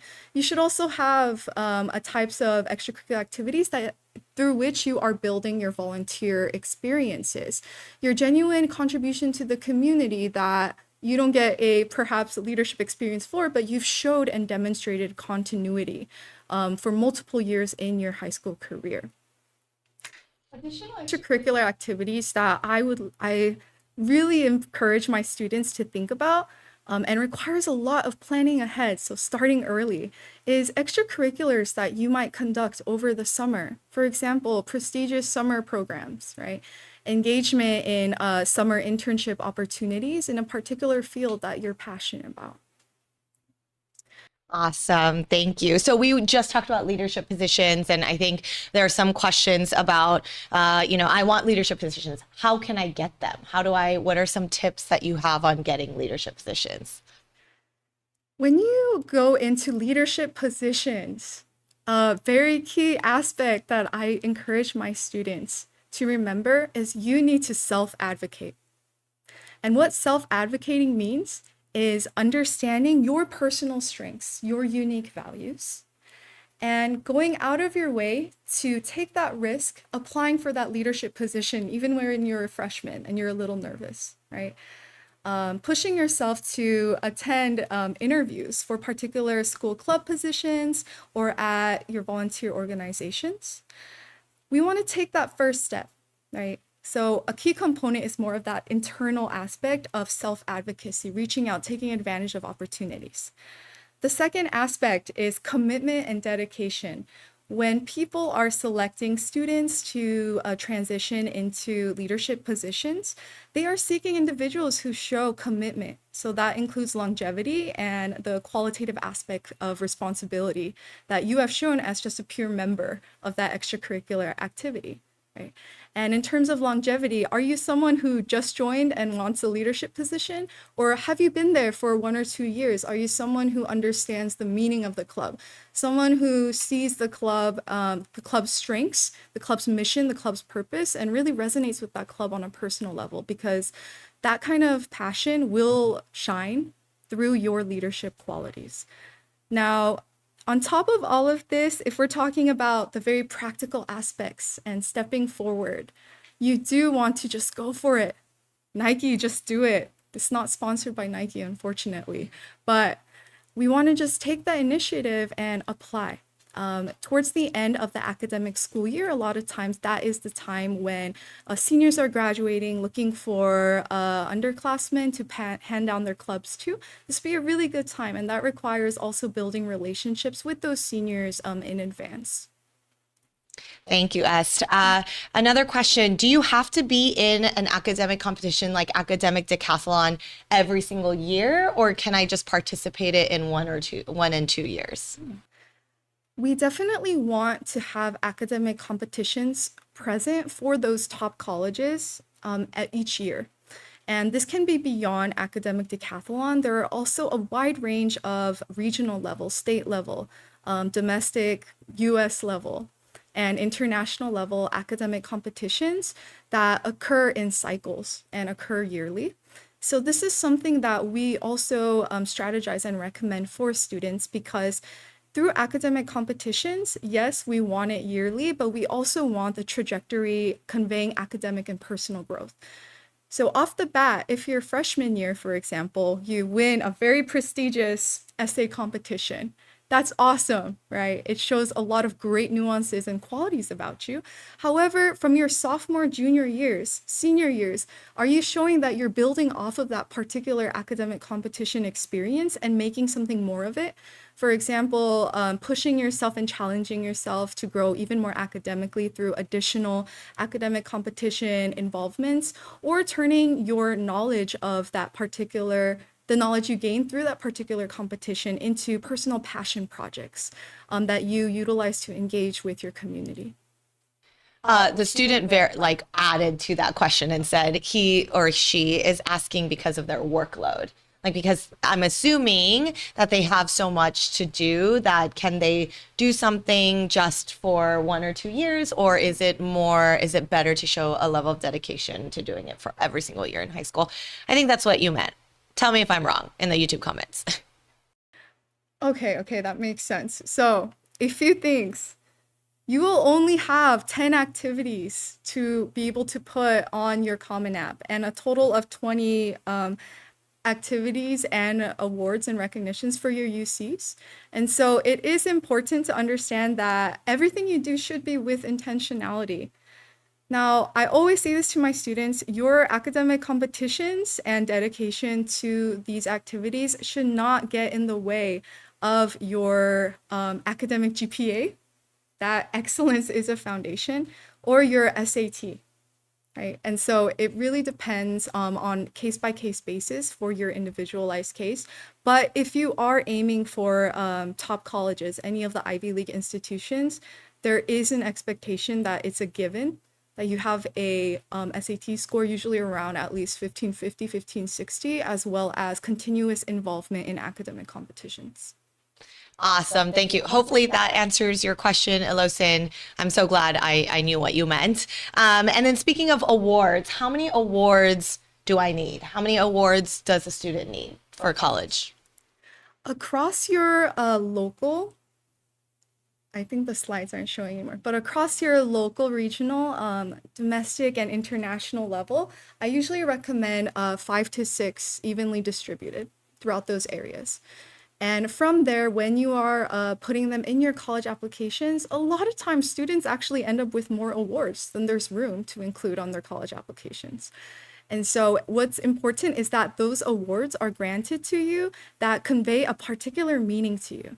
So let's say you received the Congressional Award. Did you use that award to build your personal development experiences, honing your craft? Did you use that award, those hours required by that award, to build your volunteer hours in a particular community service area that you really care about? Okay? So it's going to be really about the interpretation and what the award means to you. And very important next step, which I think a lot of college counselors help students and families with, how to show how much those awards mean to you through your essays, through your college applications. Perfect. And then I think this might be the last question. Do individual universities have big data or systems in place to objectively verify and measure the experiences and achievements described in a student's essay within a short review time? It's a very wordy question, but yes. Every couple of 100 or 1,000, I think it was like this for Harvard admissions as well. I know it is for Pomona and Columbia. Applications are randomly flagged, and students are required to provide proof and verification of every single activity and hours claimed on their application. Guys, there is nothing more embarrassing or also nothing more really devastating to be caught lying on your college applications, right? You want to ensure that there's a difference between interpreting an activity and expressing the activity in a way that is very unique in your essays. There's a difference between that and, blatant lies, which I'm sure the commentator is not planning to do. I am not accusing you. But I really like to encourage my students to err on the side of caution because you really genuinely never know if that is going to be you. Yeah, that I just want to add to that really quickly in that a lot of schools, we do something called the flagging system. So they'll flag applicants that they feel like their application seems a little off. Like Est was saying, like if a student, obviously you should absolutely be completely honest in your application, but we can flag students. And when we flag students as admission officers, we basically go into verification process. So we might contact any of the things that you put on your application to see, did this person were they actually present? How many hours would you say, on average that they were spending? There's a lot of ways in which they would verify. I'm not saying that this happens all the time. And I think that if you're honest in your application, this shouldn't happen. But there are ways in which college admissions verifies facts and information that's written on students' applications. And part of that is if you get flagged as an applicant, that can happen as well. And if you get caught doing that, you can get blacklisted from that college and never be able to attend that college ever again. So once again, it is detrimental to, not be honest. But yes, and even if it is a short review time, I would say we can easily be like, I want this to be fact checked, and it gets sent to our statisticians or other people who will then help us with the fact checking. So totally possible. Thank you guys for all of the questions, and thank you, Est, for your amazing presentation. I'm sure this was so helpful to all of our students and parents that are listening. One more quick thing. Yeah. So going off of that, I've noticed this in a couple of students, especially if the students are very high achieving, heavily involved in both academic and extracurricular spheres, is that sometimes when they are estimating the number of hours that an activity required in terms of time commitment and writing that down on their college applications, they don't double check how many hours total they are spending per week on all of the activities combined. So obviously, if your college application says that you are spending 100 hours a week total across your extracurricular activities, being involved in them, that would raise suspicions, right? So that's something that I do want all parents and students here to keep in mind, that I think would be really helpful as you double check and polish and finalize during this crucial period of your time lives. Perfect. Thank you, Est. Okay, so we're going to go right into our lottery. We are going to choose 6 people for $20. And if you are just joining us now, just so you guys know, we have a pinned comment in the YouTube chat function where you can enroll. And if you sign up now because you didn't sign up before, we'll add your name to the lottery. So please make sure that you do that. And then Korea Times will be contacting all of our winners to give you the prizes. Okay, so don't worry if you weren't here at the time, it's okay. We're still saving your name to do that. So let's go. We're going to be choosing 6 people for $20. Let's see our first winner. Let's see. YJK0969 at yahoo.com. Congratulations. $20. Second winner. Let's see. Power LUPIS1515 at gmail.com. You won another $20. Congratulations. And our third winner. Let's see. Sue M. Park at gmail.com. Sue, congratulations. Another $20. Let's go to our fourth winner.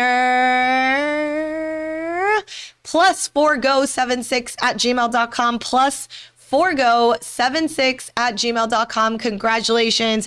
You are our fourth winner. Let's go to our fifth one.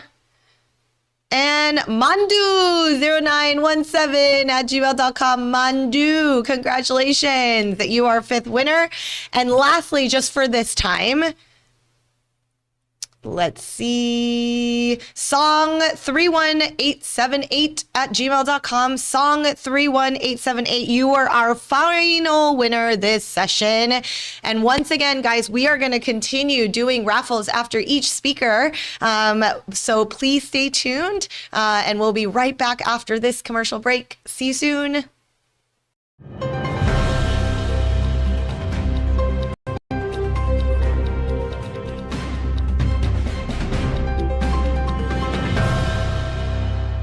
AGM은 미국 내 최고 수준의 학자금 재정 프로그램과 아이비 대학 연구진의 ARIP AI 인공지능 인턴십 프로그램을 운영하고 있습니다. 아이비 출신의 최고 강사진이 직접 지도하는 과외 프로그램과 글로벌 리서치 프로그램으로 자녀의 성적 향상을 책임집니다. 미주 최초로 자체 개발한 고객관리 시스템과 1,900개 대학 이상의 각종 데이터베이스를 여러분과 공유하겠습니다. 지금 바로 웹사이트에 방문해보세요. 자녀의 미래가 달라집니다.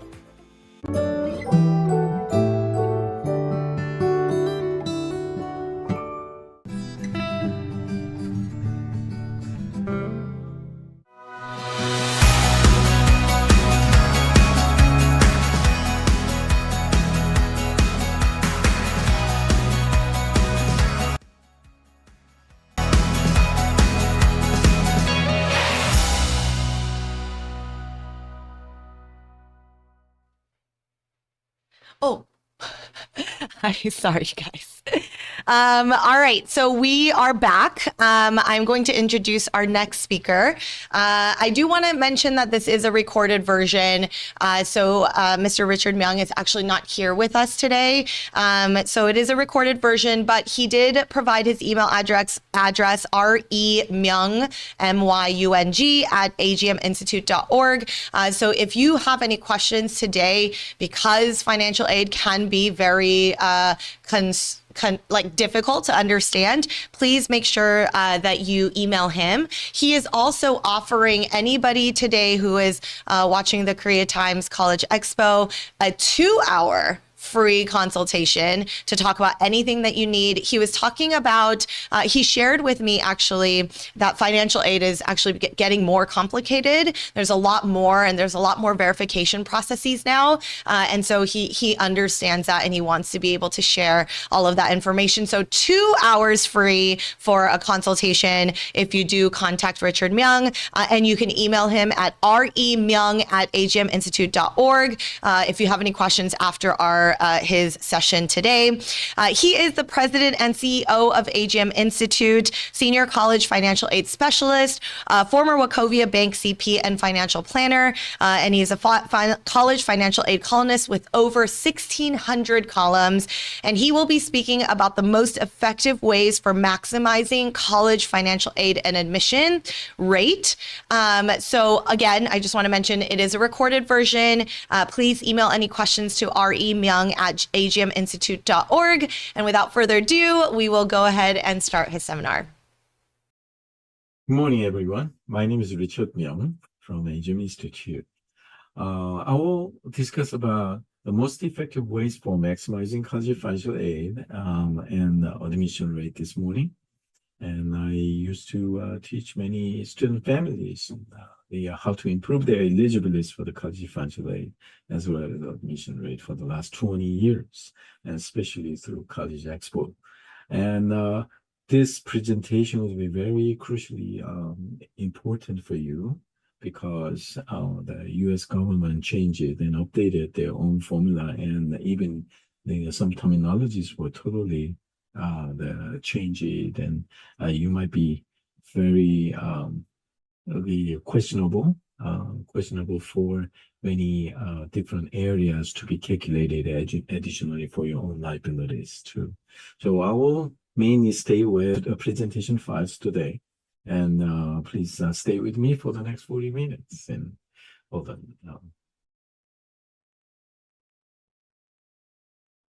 All right.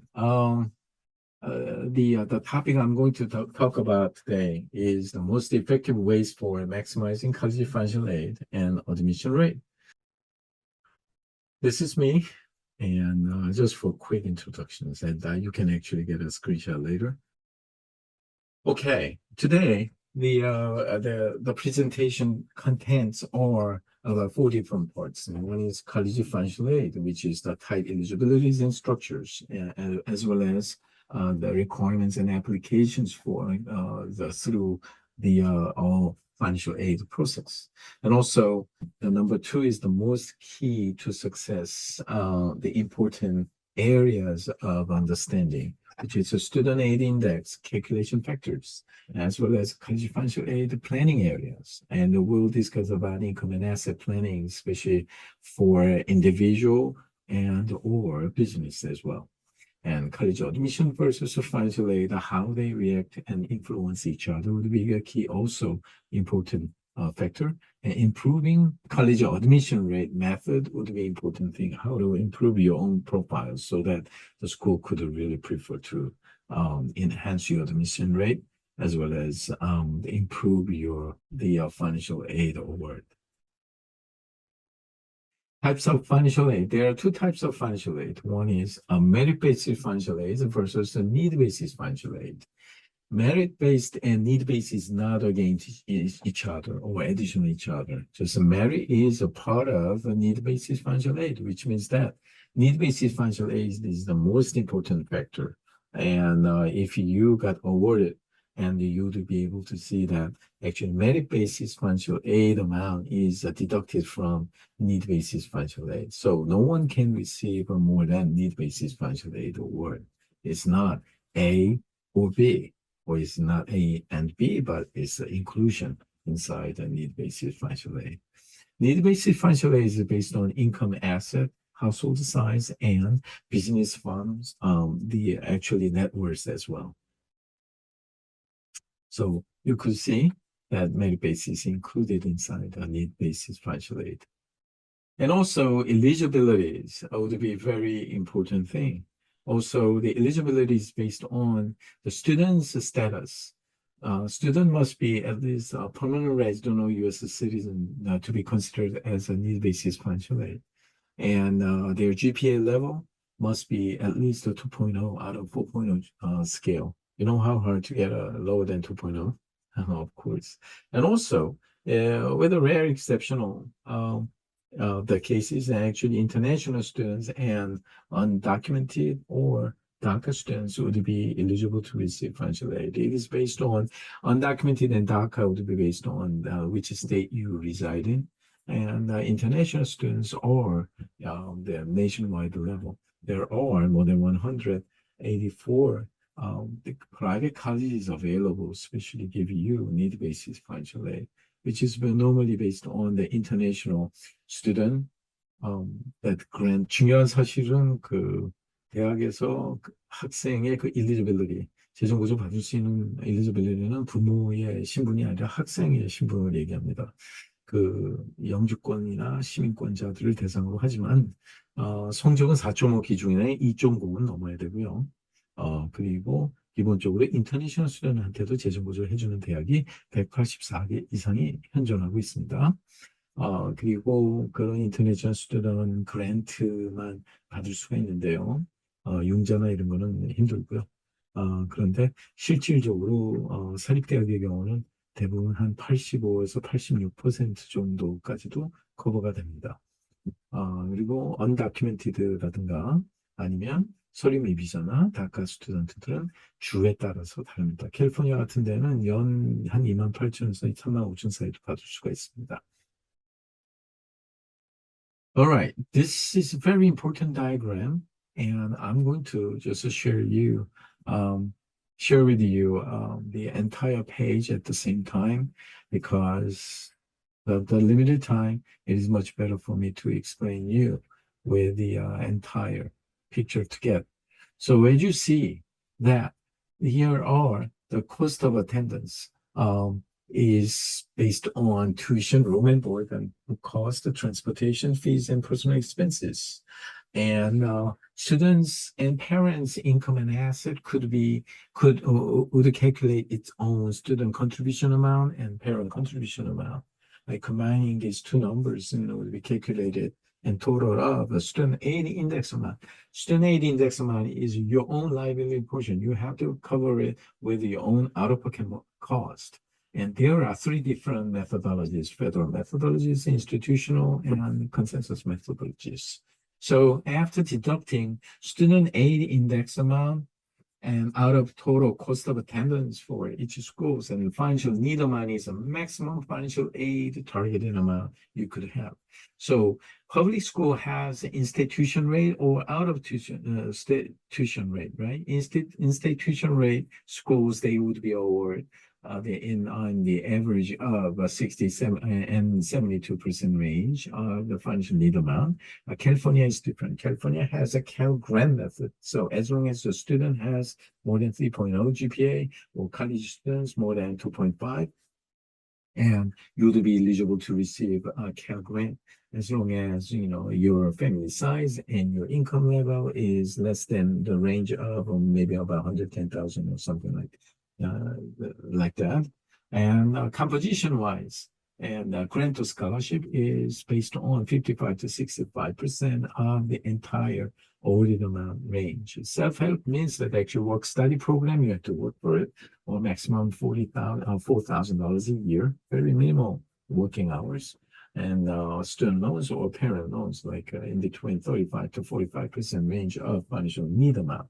So private school, by the way, would be able to give you minimum of 92% to 100% of your financial need amount. So the composition-wise, the free money, such as grant or scholarship, would be around 72 to 86% range. So important part is how we can the plan ahead by reducing your own liability portion, which is called SAI amount.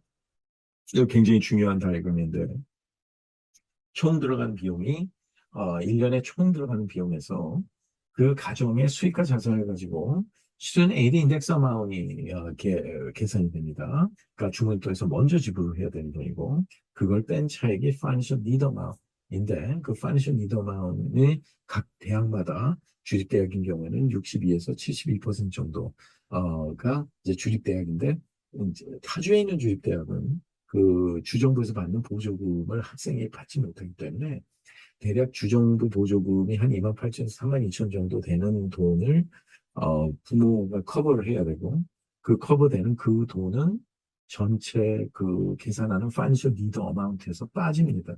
그렇기 때문에 실질적으로 받을 수 있는 재정보조는 대략 한 26에서 42% 정도 미만 정도가 될 수가 있겠습니다. 그렇지만 사립대학의 경우에는 아무리 등록금이 커도 계산하는 방식의 차이는 있습니다. 그 student aid index 금액을 뺀 나머지 차익이 돼서 대개 한 92에서 200% 재정보조를 받고, 그 중에 한 72에서 80, 한 6% 정도가 갚지 않아도 되는 무상보조금이라고 보면 되겠습니다. 따라서 우리가 인스테이트과 인스테이트 스쿨과 프라이빗 스쿨을 같이 겸해서 우리가 그 재정보조 신청을 하면 되겠죠.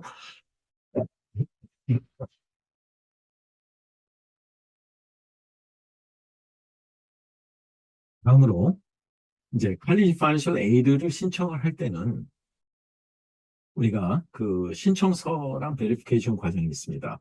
거기에 이제 FAFSA, Free Application for Federal Student, 연방 학생 재정보조 신청서가 있고요. 그리고 그 질문 내역이 넘어가는 게 한 128개 문항 정도밖에 안 넘어갑니다. 그 보기에는 몇 문제 안 되게 하지만 IRS DRT 방식을 써서 넘어오는 정보가 굉장히 많습니다. 그렇게 하고 그 사립대학에서는 수만 달러에 달하는 무상보조금을 지불하기 때문에 연방정부 재정보조 신청서에서 넘어오는 금액으로는 모자라기 때문에 CSS 프로파일이라고 하죠.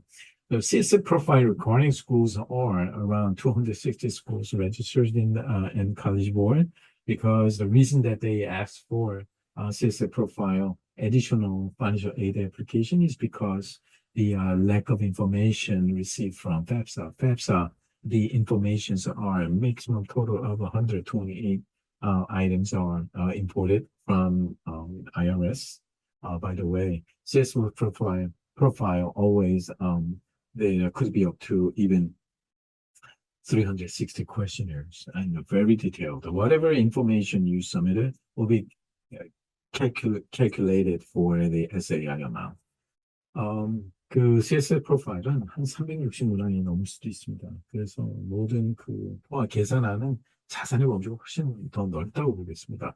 그래서 부담금이 더 높아지겠죠. 대신에 CSS를 요구하는 그런 대학들은 재정보조 주는 퍼센티지가 굉장히 높습니다. IDA system is an institutional documentation service, is a verification service, especially required by CSS profiling schools. So you don't need to submit all the verification documents to each school. You can just file IDA, and the IDA will distribute to the joint schools requiring a CSS profile. 그리고 이제 대학마다 institutional financial aid application 요구하는 데가 있습니다. And some schools they require their own financial aid applications. And you have to be very careful. Most information must be accountable and must be suitable for its own matching. And because they are going to go for income verifications and expense verifications as well. 그래서 인컴 제출한 정보를 모두 인컴이나 또 1년에 소요되는 그런 expense라든가 이런 모든 것들을 다 베리피케이션하는 과정이 있기 때문에 우리가 재정보조 신청서에 들어가는 인포메이션을 굉장히 신중하게 써야 됩니다. And negotiations would be crucial because each school has rejection letters for first appealing letter. So it must be strategized. 그 negotiation appeal하는 것도 중요한 거는 그 대학에서 지원하고 있는 재정보조의 그 레벨을 잘 언더스탠딩을 해야 됩니다. 그런 데이터가 없이 무조건 우리가 힘들다 그러면 거절하기가 굉장히 쉽고요. 1차 거절 어필 레터는 아예 거절 레터로 준비하고 있는 경우가 많기 때문에 보다 전략적인 재정보조에 관한 어필 프로세스를 준비하고 시작을 해야 됩니다.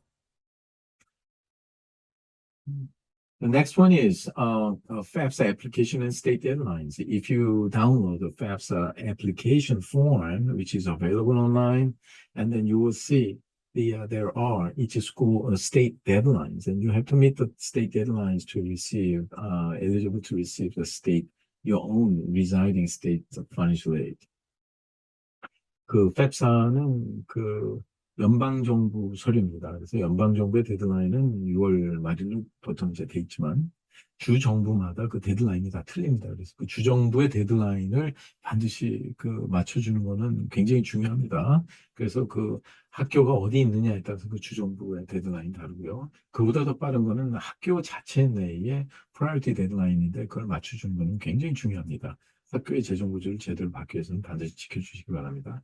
The most earliest deadline for financial aid would be the school's priority deadline. Priority deadline has, for the freshmen, there are two deadlines. One is on the action on the admission, as well as just returning students or regular freshmen. So you have to really access your school's website and try to follow their guided deadlines. 이건 CSS 프로파일에 관한 그 애플리케이션 페이지고요. This is a CSS profile application page on CSS College Board website. So please make sure you connect to the right section. college financial aid를 maximizing 하기 위해서 it is important to understand SAI calculation factors because SAI is a reliable amount prior to any financial aid calculation. You have to cover it with the after-tax dollars. So that actually, as I show you here, some yellow and red color would be very countable assets.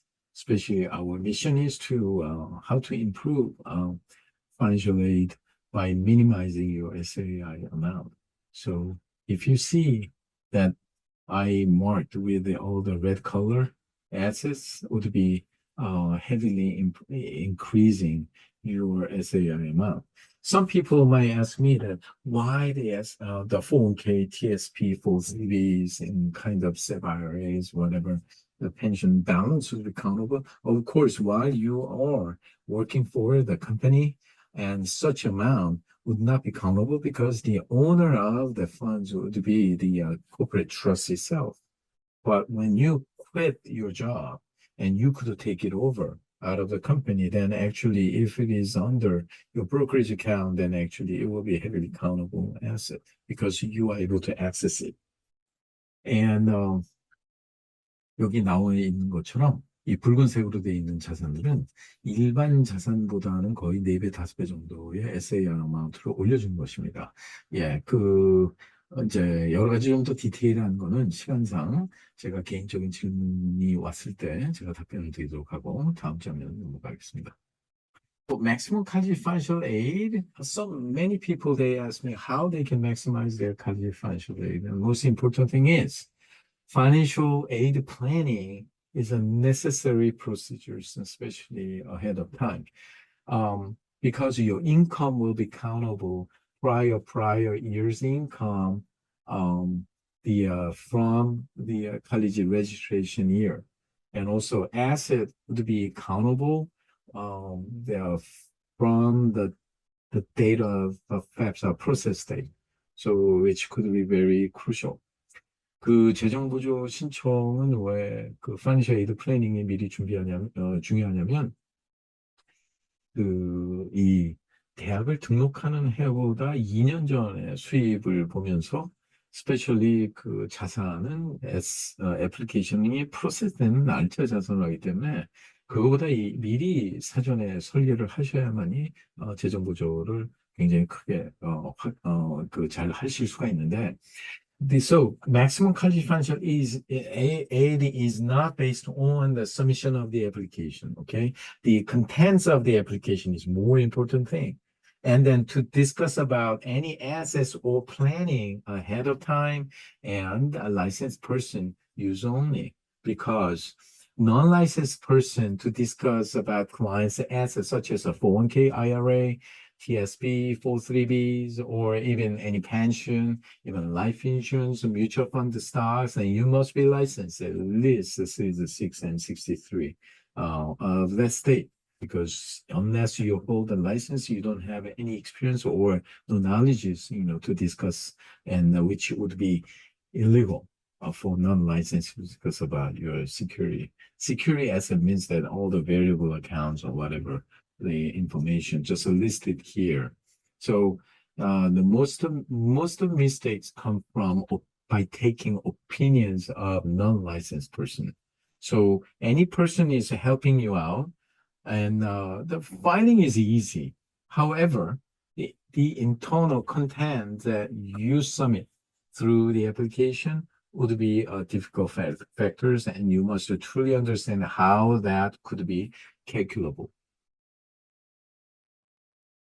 Because look at this. This is only the questions page, one of the questions page about parents and income and asset, especially for the student registering this year, fall, 2024 fall, then their income is countable from 2022 tax return. If you see the income tax exempt or untaxed portion of IRA or IRA rollover into untaxed portion of, why they are asking all these questions?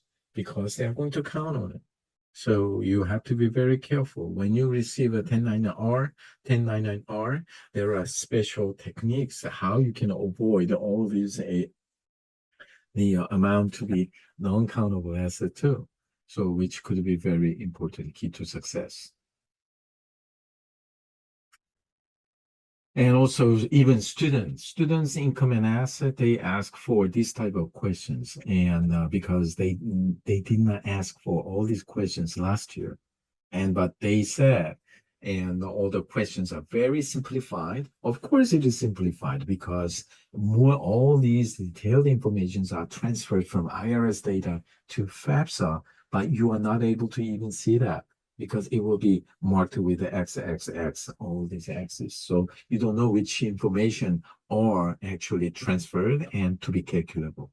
So which would be very crucial until you got admitted. So college financial aid updates. There are so many updates, and you can replay back this slide, and you can actually try to understand what it means later, because all this information will be very delicate and complex. But one thing, your net worth will be countable to calculate SAI amount So net worth up to 135,000, and their adjusted net worth amount will be calculated by 40% of up to that asset under 135,000. So in between 135,000 and 410,000, they actually calculate adjusted net worth amount $54,000 plus the 50% of the exceeding portion. Okay, so which means those assets are countable with a certain factors. And if your income over 35,000 something, then actually they will calculate up to 5.65% of those amount as SAI, which is only portion of it. There are so many different factors and to be countable. 여기 보여주는 거는 이제 작년하고 다르게 그 재정보조의 자산을 계산하기 위해서 그 계산하는 범주도 굉장히 넓어졌지만 그 모든 합계에서 넷월스에서 14만 5천 불까지는 일단 40%가 어드저스티드 넷월스 계산이 돼서 거기에 따라서 퍼센테이지로 뭐 한 5, 6% 정도 이제 그 인컴에 따라서 다르지만 그게 주머니 돈을 먼저 감당해야 될 SAI 금액을 자산 부분에서 올려준다는 말이고 14만 5천에서 한 41만 불 사이 정도 되는 경우는 일단 기본적으로 5만 4천이 적용이 되는데 거기에 그 50% 그 추가되는 부분에 대해서는 50%를 계산하겠다는 말입니다.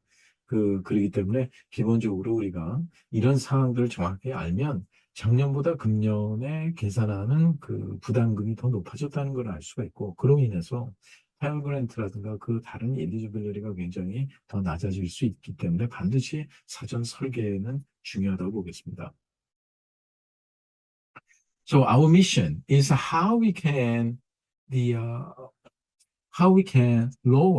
get lower this SAI amount. So this SAI saving amount is based on repositioning your assets and your income plannings. Okay, especially for income plannings. This should be crucial because let's say this SAI saving amount was $5,000, but if you apply for private schools awarding 100% of a financial need amount, you will also not only paying $5,000 more or savings, you would be able to get $5,000 more financial aid if you could save SAI amount. 이게 굉장히 중요한 게 사전에 우리 SAI 플래닝을 통해서 SAI 금액을 낮추는 만큼 사립대를 갔을 때 사립대에서 90에서 100%를 재정보조 해주니까 내 주머니 돈도 줄이지만 그만큼을 더 받을 수 있다는 의미가 되는 거거든요. 그렇기 때문에 제일 중요한 거는 이 사전 플래닝을 어떻게 하냐가 굉장히 중요한 일입니다. This is a real case for family household members and the one college student. College student is only one from this household, and then before and after. And annual income was $140,000, a husband and wife, but they were able to reduce their income by doing corporate trust. So they could get the 73,500. So not only saving their taxes, they save the 10% taxes from before and to after. And if we calculate for the next 14 years for these parents could retire, and they could not only saving only 10% here, but also the total tax saving amount would be $309,000 for the next 14 years. This is this is the same family, the cases. And the similar family cases, cost of attendance was $89,756 for Georgetown University. And before and after, by planning all this, and these students, grant was $37,772, but now it became $68,635. So this family was able to improve their eligibilities from $44,000 to $75,000. So their net price means in out of own pocket cost is from almost $47,000 and down to $16,000. So cost of saving a year was $30,000, and for 4 years in $123,000. 이게 굉장히 중요한 건데요. 4인 가족에 한 명이 대학을 갈 때 그 인컴이 14만 불이었는데 이제 플래닝을 해서 이건 일반 LLC를 가진 사실 뭐 컨트랙터이신데 그 73,500으로 인컴을 낮출 수 있었어요. 합법적으로. 그리고 나머지 7만 얼마를 그 코퍼레이트 트러스트 안으로 집어넣어서 쉘터에다가 보관을 할 수 있게 해놨고, 그래서 실질적으로 세금을 30에서 20%로 낮출 수 있었고, 그 낮춘 세금을 계속해서 은퇴할 때까지 계속 매년 줄여 나갈 수가 있다면, 코퍼레이트 트러스트 때문에, 그러면 실질적으로 세금을 30만 9천 달러나 절약을 할 수 있었습니다. 그리고 이 학생은 가정에서 조지타운을 가게 됐는데, 원래는 플래닝 하기 전에는 44,272달러를 파이낸셜 에이드를 예상이 됐었지만, 실질적으로는 75,135달러를 받게 됐어요. 그래서 무상보조금, 그랜트 스칼러십이 차지하는 비율이 지금 조지타운이 한 83% 정도 되는데 받는 금액에. 그래서 77,000달러 이상 정도를 받다가 지금 68,000 이상을 무상보조로 받아서 실질적으로 주머니 돈이 47,000에서 16,000달러로 떨어짐으로써 1년에 3만 달러 이상을 받게 됐죠. 그래서 4년이면 12만 3천 달러. 그러니까 이게 단지 애플리케이션을 제출해 주는 것만 가지고 이렇게 하는 게 아니라 실질적으로 그 안에 들어가는 모든 데이터와 내용을 우리가 어떻게 설계를 하냐에 따라서 굉장히 큰 차이가 난다는 거 보여드리는 겁니다. So this is a FAFSA application. If you look at the last page of a paper version, then there is some items called like investment include, investment also include, investment do not include. A major portion of the idea is how we can reposition from calculative asset to non-calculative assets. 이거는 이제 this is only for the public schools using only FAFSA. FAFSA federal formula does not count on the internal home equity amount. So actually the home you live in would not be countable here, but all private schools, including some few public schools, such as the Georgia Tech, University of Virginia, and College of William Mary, they would require CSA profile, and also they will count on the home equity amount as a parent's asset too. 그래서 기본적인 그런 어떤 플래닝이 돼야 되고, maximum tax deductions, and many of you who does not hold any license would not be able to understand all these procedures. But one thing I could show you is simple IRA or like a SEP IRA would not be, that is crucial. Simple IRA나 일반 SEP IRA, regular IRA, Roth IRA 이런 거는 오히려 독이 됩니다. That is poisonous.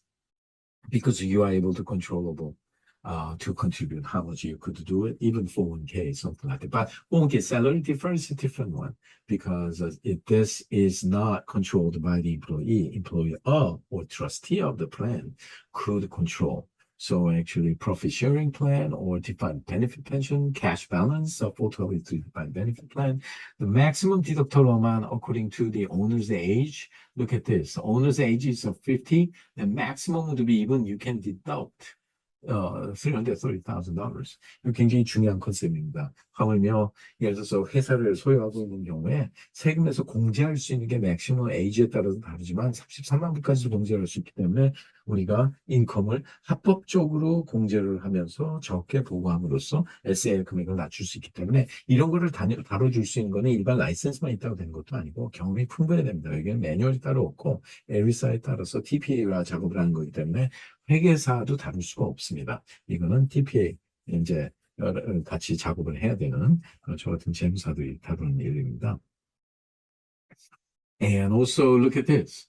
The retirement plan limit 2023. 그러니까 앞으로 2025년에 대학을 등록하는 학생들은 금년도에도 이런 것들을 우리가 할 수 있겠죠. 여기서 보면 일반적으로 2023년이 22년보다는 그 맥시멈 넣을 수 있는 공제를 할 수 있는 아마도 26만 5천 33만 불까지도 늘려왔다는 걸 알 때 많은 분들이 이런 방법을 모르고 있습니다. 이걸 활용을 하셔야 됩니다.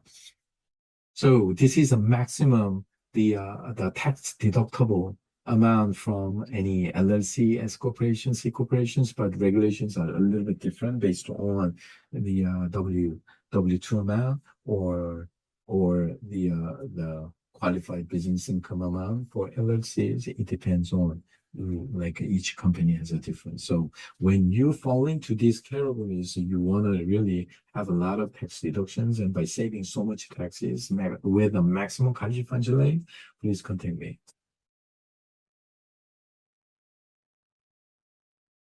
이거는 실제 있었던 케이스죠. 여기 보면 this is a real case, and the person here is a construction contractor, general contractor. He's making about $290,000, but he was able to deduct $210,000 for himself by hybriding defined contribution and defined benefit plan, hybrided plan. So he could, the maximum deduction up to $210,000, he could report only $80,000 in income of the year, which will keep his own lifestyle with no problem in Georgia. So 굉장한 거죠. 그 21만 불을 공제를 했으니까. 예. 그래서 이게 합법적으로 this is another one. Husband and wife they own a business, and the husband generates $85,700 in income. Wife generates $54,300. So their income is over $131,000. But they were able to deduct $66,500 by setting up a corporate trust. So they could end up with about only $60,000. So they got almost 100% of a college financial aid from the private school. 이 말은 뭐냐면 그 남편이 86,700, 와이프가 54,300을 버는데 한 13만 불이 넘는 인컴이죠. 근데 맥시멈 공제를 66,500달러를 했습니다. 그 회사에서. 그래서 다 그걸 자기 안에 코퍼레이트 트러스트를 넣어서 나중에 은퇴연금으로 쓰게 해놓은 다음에, 그래서 실질적으로는 그 텍스를 26,600불 정도 가까이 절약을 하고, 그렇게 하고 실질적으로는 인컴을 6만 불 선에서 파일링함으로써 재정보조를 거의 100% 가까이 받게 됐어요. 사립대학에서. 이렇게 실질적인 케이스입니다. 제가 직접 보여드리는 거예요. These are the admission rate table. If you look at the New York University, so class of 2028 versus from 26, right? There are 4.2% drops, but it is actually 4.2% divided by 12.2, which is about 34% or more has dropped out the admission rate change. 이 말은 뭐냐면 2026년 졸업하는 학생, 2022년에 들어가는 학생들과 2028년에 들어가는 학생들을 우리가 이제 비교를 해보면 합격률이 4%가 떨어졌다 그러지만 말은 4%지만 실질적으로는 12.2분의 4가 되는 겁니다. 그래서 사실은 합격률이 34% 정도가 학교로 치면서 상대적으로 우리가 떨어졌다고 우리가 볼 수가 있겠습니다. 그러니까 절대값을 보지 마시고 상대값을 봐서 얼마나 경쟁이 치열해졌는지를 우리가 다시 한번 생각해 봐야 될 겁니다. Understanding admission process is very important part of college financial aid, because if you understand and improve your student's profile in admission process, definitely school has more tendency to have such candidate to register the school, and by maximizing college financial aid as well.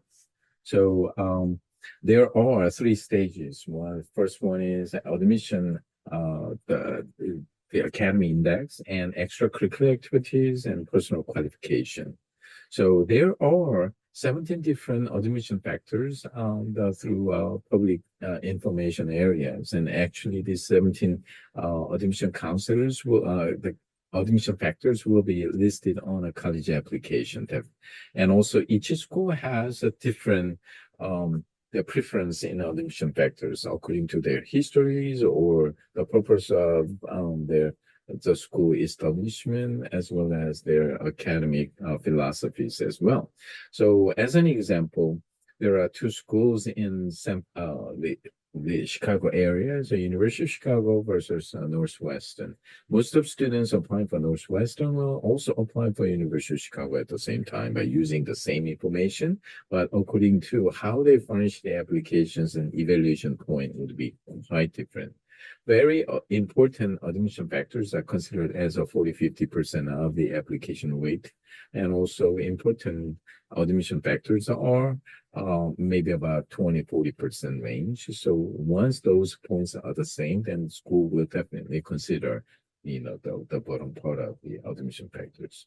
So these two schools are evaluating each student profile very different ways and totally reversed. So that actually, if you just copy one to another, there gotta be a great chance that you may fail one of the schools.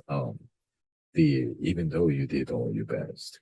And this is a second comparison, like admission factor differences among each schools. But if you see Cornell UPenn, there are many students applying for both schools at the same time, but not admitted for both schools at the same time as well. So the taxonomy system, understanding taxonomy system is very important thing because taxonomy is like a college selection process. So there are so many students applying for the same school at the same time, such as UCLA. Like there are over 145,000 students applying at the same time, but each admission counselors would spend 7 to 8 minutes on average, especially first read, the second read, the third read for maybe 30 admission counselors at most, and would be able to review maybe up to maximum 25,000 applications during the season, where 145,000 students already applied for.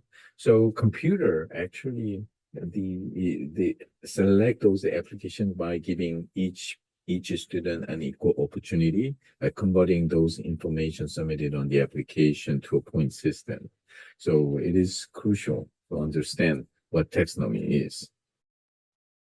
This is the kind of actual the pages, like as an example, like if your GPA was 3.7 and 3.84 range on a 4.0 scale, you would be able to get maybe 9 points or even 10 points, 8 points, and 7 points. Even 1 point difference will make a huge difference in 7,000 to 8,000 admission failure or pass or failure.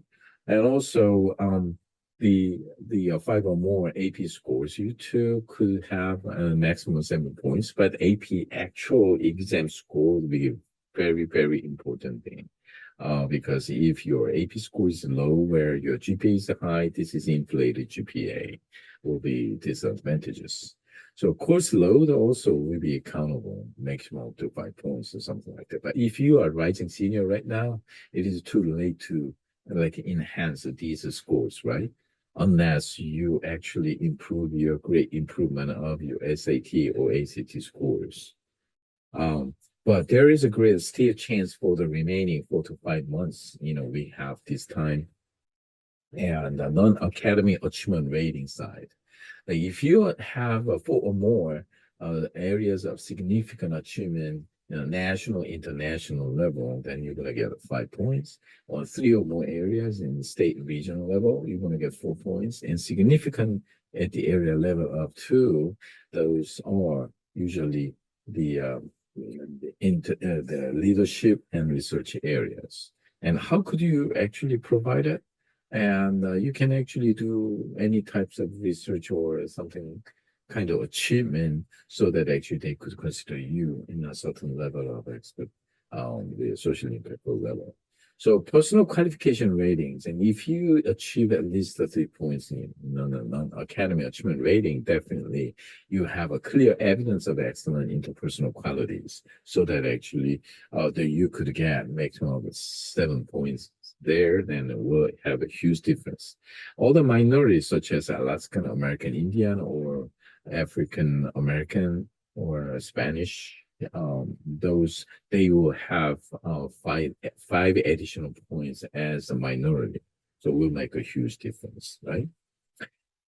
These areas are the great opportunity for the remaining years and actually to complete your application to enhance your college admission.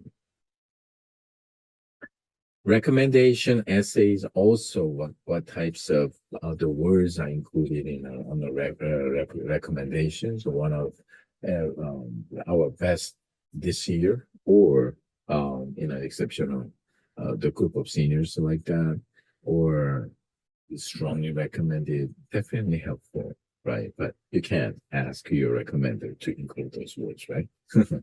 And also essay is evaluated by the computer. Definitely writing styles and critically important thing. And then you have to be very careful, okay? Even though you hire essay reviewers. And this is important page, the common application page. If you go to education section, you just click education and then you go bottom of the application part, there is honors. If you click honors, and there gotta be some kind of 5 different sections you need to actually submit your achievement record. You could see why I emphasize taxonomy system. You see that the grade level and also level up recognitions like a school level, state, regional, national, international. Yes, it is much better not for you to find out and the lack of those activities, while you are actually furnishing your application at the end. So it is important for you to consider and to categorize and organize your current student profiles in advance. You still have an opportunity for the next 4 to 5 months to achieve at least a couple of things, okay? This is actual page, a screenshot. I got a screenshot of a Georgia Tech application last year and shows a leadership and research achievement rate is very important thing. So if you see this contribution to community areas, then actually you will see the bottom part I marked the red, and do not overlook research, internship, family responsibilities, etc. as an important contribution, because they will definitely measure your achievement and your contribution to these areas as a very valued applicants to like to select. So it must be socially impactful, okay? And this is a kind of a screenshot of our mailers and last year to help about 1,000 students to enhance their the profile building. This is one of the key to success to hire one mentor, actually one-on-one sessions, and definitely even to bring it up to publication. Usually the research, it takes about the 10 to 12 weeks. And then if you want to publish your final outcome to publicize in major publications, normally it will take another 2 to 3 months. So you must start it as soon as possible before it is too late. And then you can actually get all this information through the website. We created almost 3 finalists, especially during ISEF this period, and their admission, college admission, was greatly improved, especially registering this fall, and all IBs too. And this is the AI areas. AI is very simplified kind of research areas. You can enhance your profile within a short period of time. And these are actual like publications and the achievement record building, the students or the profile with a proven record. And truly, it made their motivations and also enhance their contribution to the world of science, whatever development in the world. And financial aid paradigm shift is critically needed. And because do not take any opinions by non-licensed person, I already emphasized why the dangerous by taking the dangerous the decisions by taking someone else's opinion with no license and doesn't understand exactly how to plan for the maximum eligibility for the college financial aid. And my child will take care of it? Of course not. Then normally they don't have any understanding of the formula. They don't know even, they don't have any, they are not involved in any decision-making process for the maximum college financial aid. And focusing on the application submissions, of course not, because the contents of the application is more important thing prior to any submissions, right? And once the application is submitted, college will take care of it? Of course not. and you have to really watch over all your follow-up and the pending process of your submitted application to maximize your the financial aid. Even though you did it completely, but there are mis-awarded or under-awarded situation, by schools of financial aid package. And the next one, you could see that our income is too high. Of course not. I showed you the actual example who's making $280,000 and were able to deduct $210,000 as tax deduction so that they could file only $70,000 income. So they were able to receive almost close to $70,000 in free money from the school when they applied for financial aid. And also outcome is our income is very low. That is one of the key to failure, because when you generated you filed a $40,000 income, but your expense of the given year was $60,000. How do you explain, about the $20,000 difference? School will calculate such discrepancies as untaxed income, especially to give you much less financial aid, and by maximizing their SAI amount, student aid index amount, your liability portion. And also, the last one is, if you mark and you're not going to apply for college financial aid, and on the application, they're not going to give you financial aid for the first year, of course, where you don't need it, right? So this is a need blind policy. So financial aid does not affect the admission process. So you have to apply for financial aid. These diagram funnel shows, college search, initial college search and draft, and then financial aid comparison. So you will select the actual applying schools, then you will also do the research among admission factors, then you will start filing application. This is very important self-evaluation form we have developed. Please place your order for this free copy, and then try to fill it out and send us back by using this email address, and we will give you the correct answer, so you will enhance your better understanding of the entire college financial aid process from the beginning to the end. So we truly want to help you out, and hopefully you could find your most important, interesting areas of understanding too. And this is our contact information. So when if you have any the questions regarding college financial aid, as well as any college admission side, then I'll be more than happy to help you out for your great success. And good luck, and thank you so much.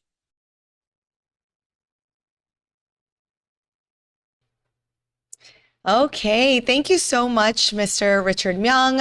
Just once again, we put it in the comments, but if you do have any questions, financial aid can be very complicating. Please contact Mr. Richard Myung at remyung@agminstitute.org. He will also provide any of the attendees from the Korea Times College Expo for 2 hours for free as a consultation. So if you do want access to that service, please make sure that you contact him and the AGM Institute. So with that, we're going to go ahead and choose 6 more lucky winners for our lottery. So let's go ahead and choose our first winner. Frank.myoung@gmail.com. Frank.myoung@gmail.com. Congratulations. $20. Second person. Joanne J. Lim USA @gmail.com. Congratulations, Joanne. Another $20. We'll go to our third winner. It is Jacob1731 @gmail.com. Jacob1731 @gmail.com. Congratulations. Our fourth winner is Jingwang88 @gmail.com. Jingwang88 @gmail.com. Congratulations. 2 more to go. Our fifth winner is Jenny K, not me, Jenny K38 @yahoo.com. Jenny K38 @yahoo.com. Congratulations. And our final $20 winner for this round is whyyoungkim@gmail.com, whyyoungkim@gmail.com. Congratulations to our winners. We will still have one last raffle at the end after our next speaker. So please stay tuned. We have still a $250 gift card still waiting. And with that, we are going to go on a short commercial break, and we will be right back with our final speaker. 전문적인 리서치와 차별화된 접근 방법, 이경희 이민법 변호사, 투자이민의 EB5의 풍부한 경험에 이경희 변호사와 체계화된 멘토 시스템으로 철저히 교육받은 직원들이 여러분의 이민법 케이스를 도와드립니다. 이경희 변호사 사무실은 한 번 맡은 케이스는 끝까지 책임집니다. 항상 세밀하고 정확한 일처리로 고객분을 성심껏 도와드리겠습니다. 저희 사무실을 믿고 맡겨주시면 여러분의 케이스를 성공으로 이끌겠습니다. 투자이민 전문 이경희 이민법 변호사. Hope. It dreams big, like really, really big.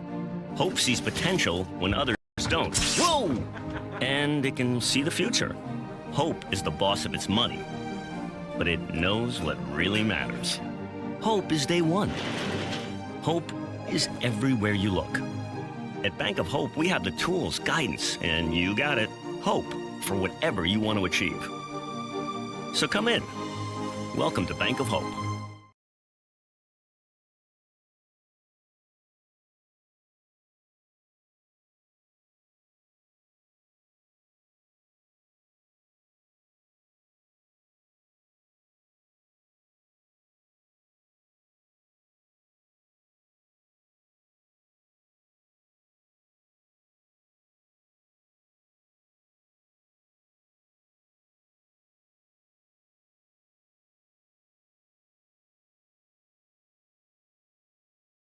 Final wonderful speaker, Marie Kim. Thank you so much, Jenny. All right, some quick housekeeping before we get started. If we refer to any students in the slides, they are based off of actual people, but their true identities will obviously remain confidential. You can continue to put questions in the chat. We will all get to them. And you can also email us at hello@ivorywood.com. So without further ado, I'm going to dive into the 7 game changers for your UC admission goals. All right. Ivorywood is a team of Harvard-educated advisors, and we are going to help you maximize those credentials in those extracurriculars, talent cultivation, leadership demonstration through high school. And then when you get to your college essays and your applications, maybe for seniors right now, you can come to us. We can help you with the ideas and make all of those essays just sparkle. All right. Looking at the climate of University of California, let's check out the numbers. And I think this is important to give you sort of an idea of the competitive nature of admissions today. So in the most recent admission cycle, UCLA and Berkeley, they're at the top with the lowest acceptance rate at 9% and 11%.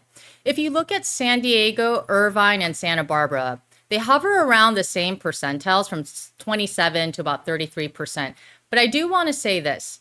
Some students think, oh, okay, well, with my stats, my grades, my extracurriculars, I'm probably going to get in. But believe it or not, if you look at the reality of students who are getting in and not, it's very unpredictable. Nothing that you've done can necessarily assure that you're going to get into a couple of those campuses. So that's why I'm here to share different ways that you could maximize your applications in the time that you have so you can do your best to appeal to each of these campuses. One of the things I'm going to hone in on here is like the acceptance rates based on their different schools or majors.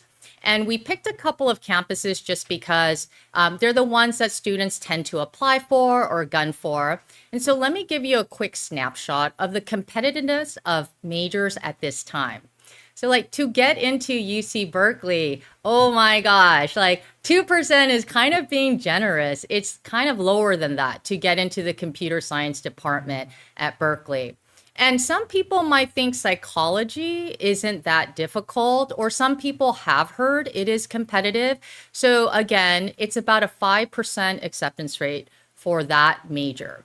And then at UCLA, because of their close proximity to Hollywood, I think that their film and TV is one of the most prestigious world-renowned programs, which makes their acceptance odds to that particular department at 1%. And also the computer science is just an extra, 3% to get in. Again, super competitive. Let's take a look at Irvine.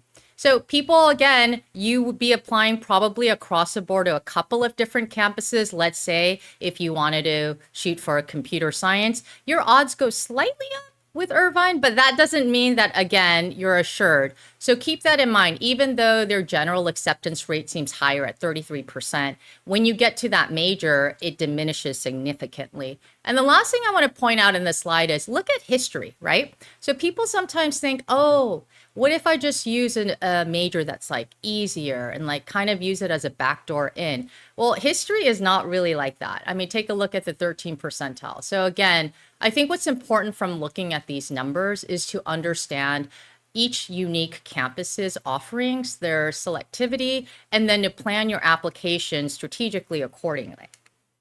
All right, so we're here because we're going to go beyond those numbers and give you ways to truly stack the odds in your favor. We're also going to be answering and addressing anything that maybe you think you might be missing or doing wrong. And yes, I assure you, by the end of this webinar, these tips will definitely make a difference. So take notes. We're going to start with game changer number 7, leadership. Right? It's one of my favorite topics, but it's also not very common, which makes it a game-changing opportunity for you. So let me explain why. If you signal to the UCs in your application through your essays or your accomplishments in your activity section, you are laying the groundwork for these universities to think that if you were invited to their campus, you might have the fundamentals and the skills, the talent and the mindset to achieve similar things at their university, which is what they want. They want people with that initiative, that courage, movers and shakers. So when you get into your applications, whether it's before as a senior, hone in on leadership traits because it's not as common as you think. So that could be game changing for you.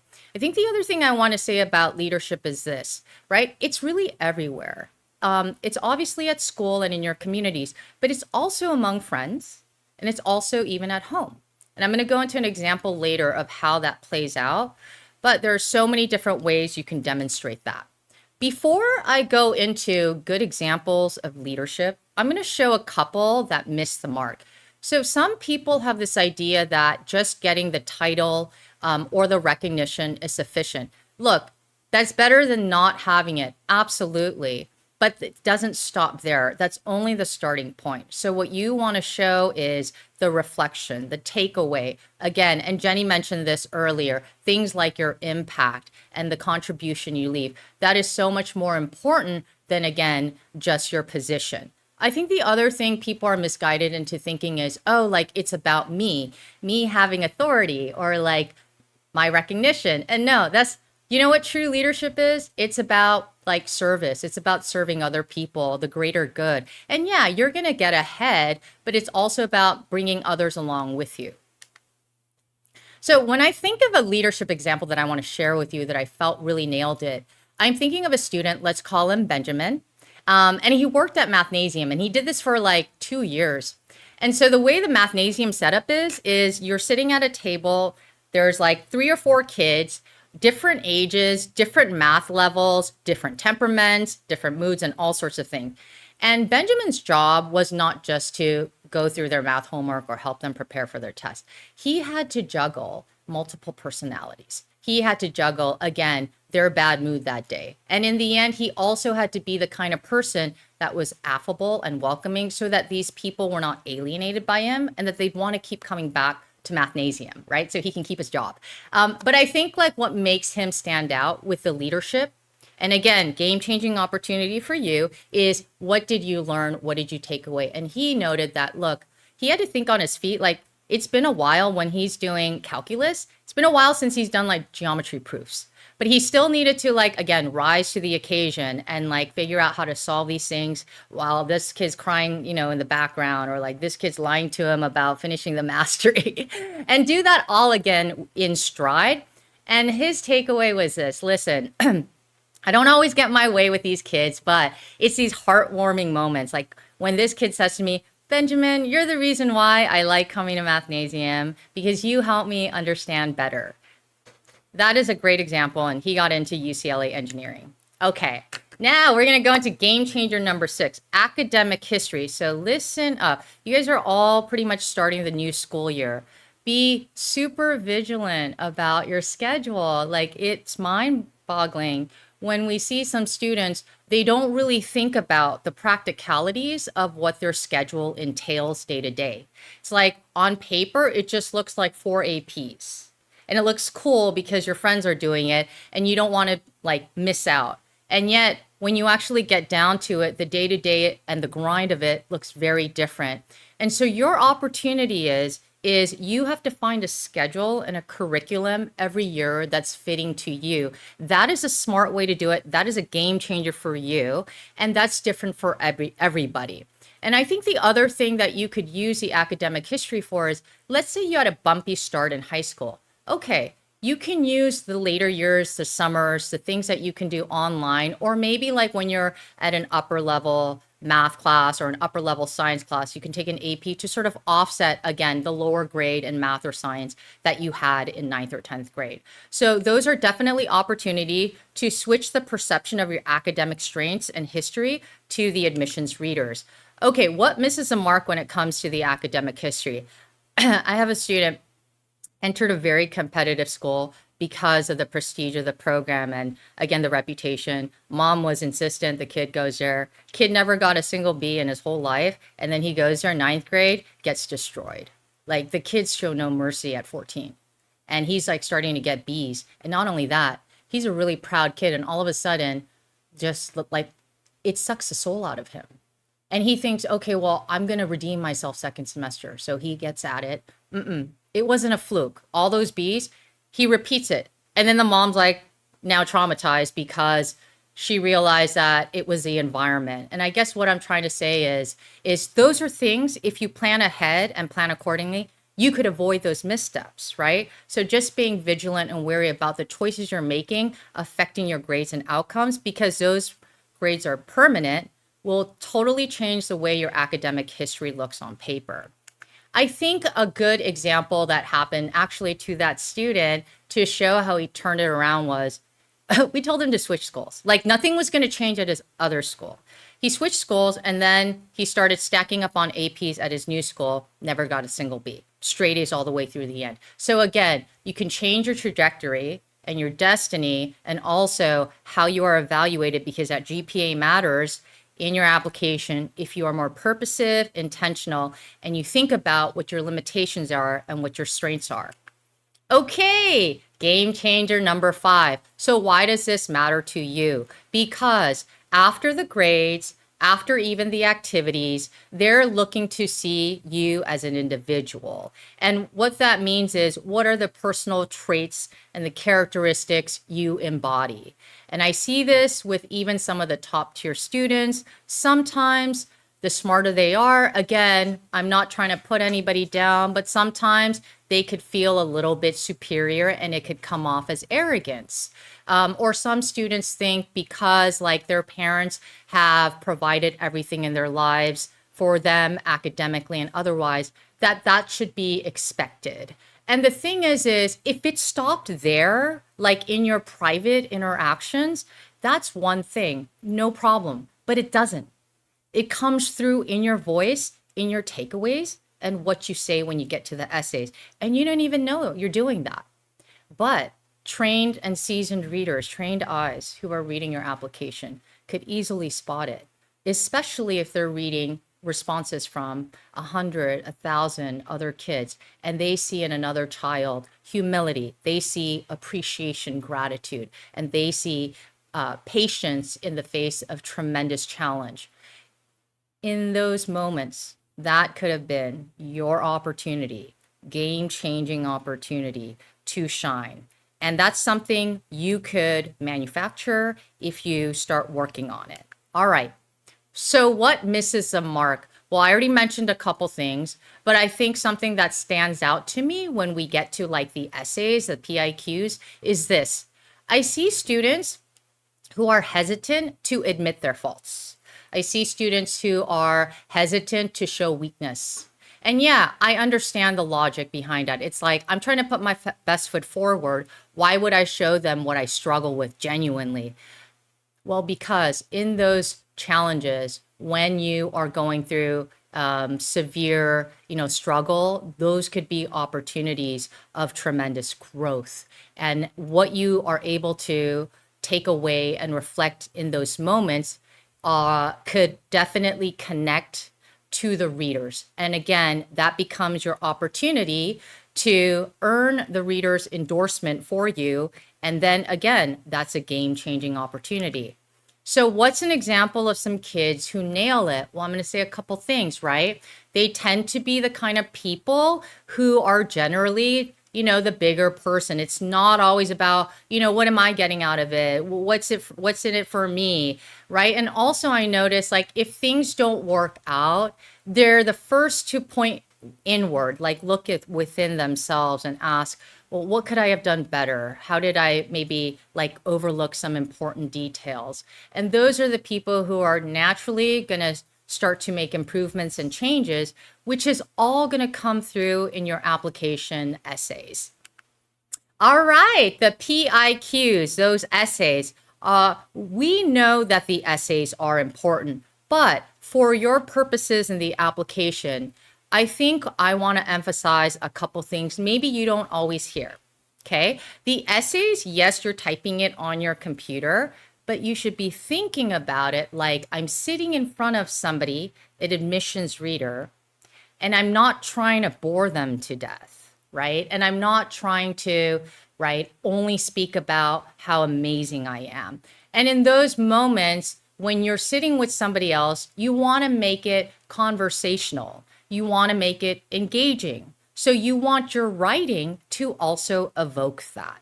So keep that in mind, because the more effectively you're able to engage the reader, you're already standing out to them and they're enjoying reading about your experience. They start to like you. And again, ding, ding, ding, right? Like earning their endorsement is a big factor in boosting your chances of getting into your dream UC or campus.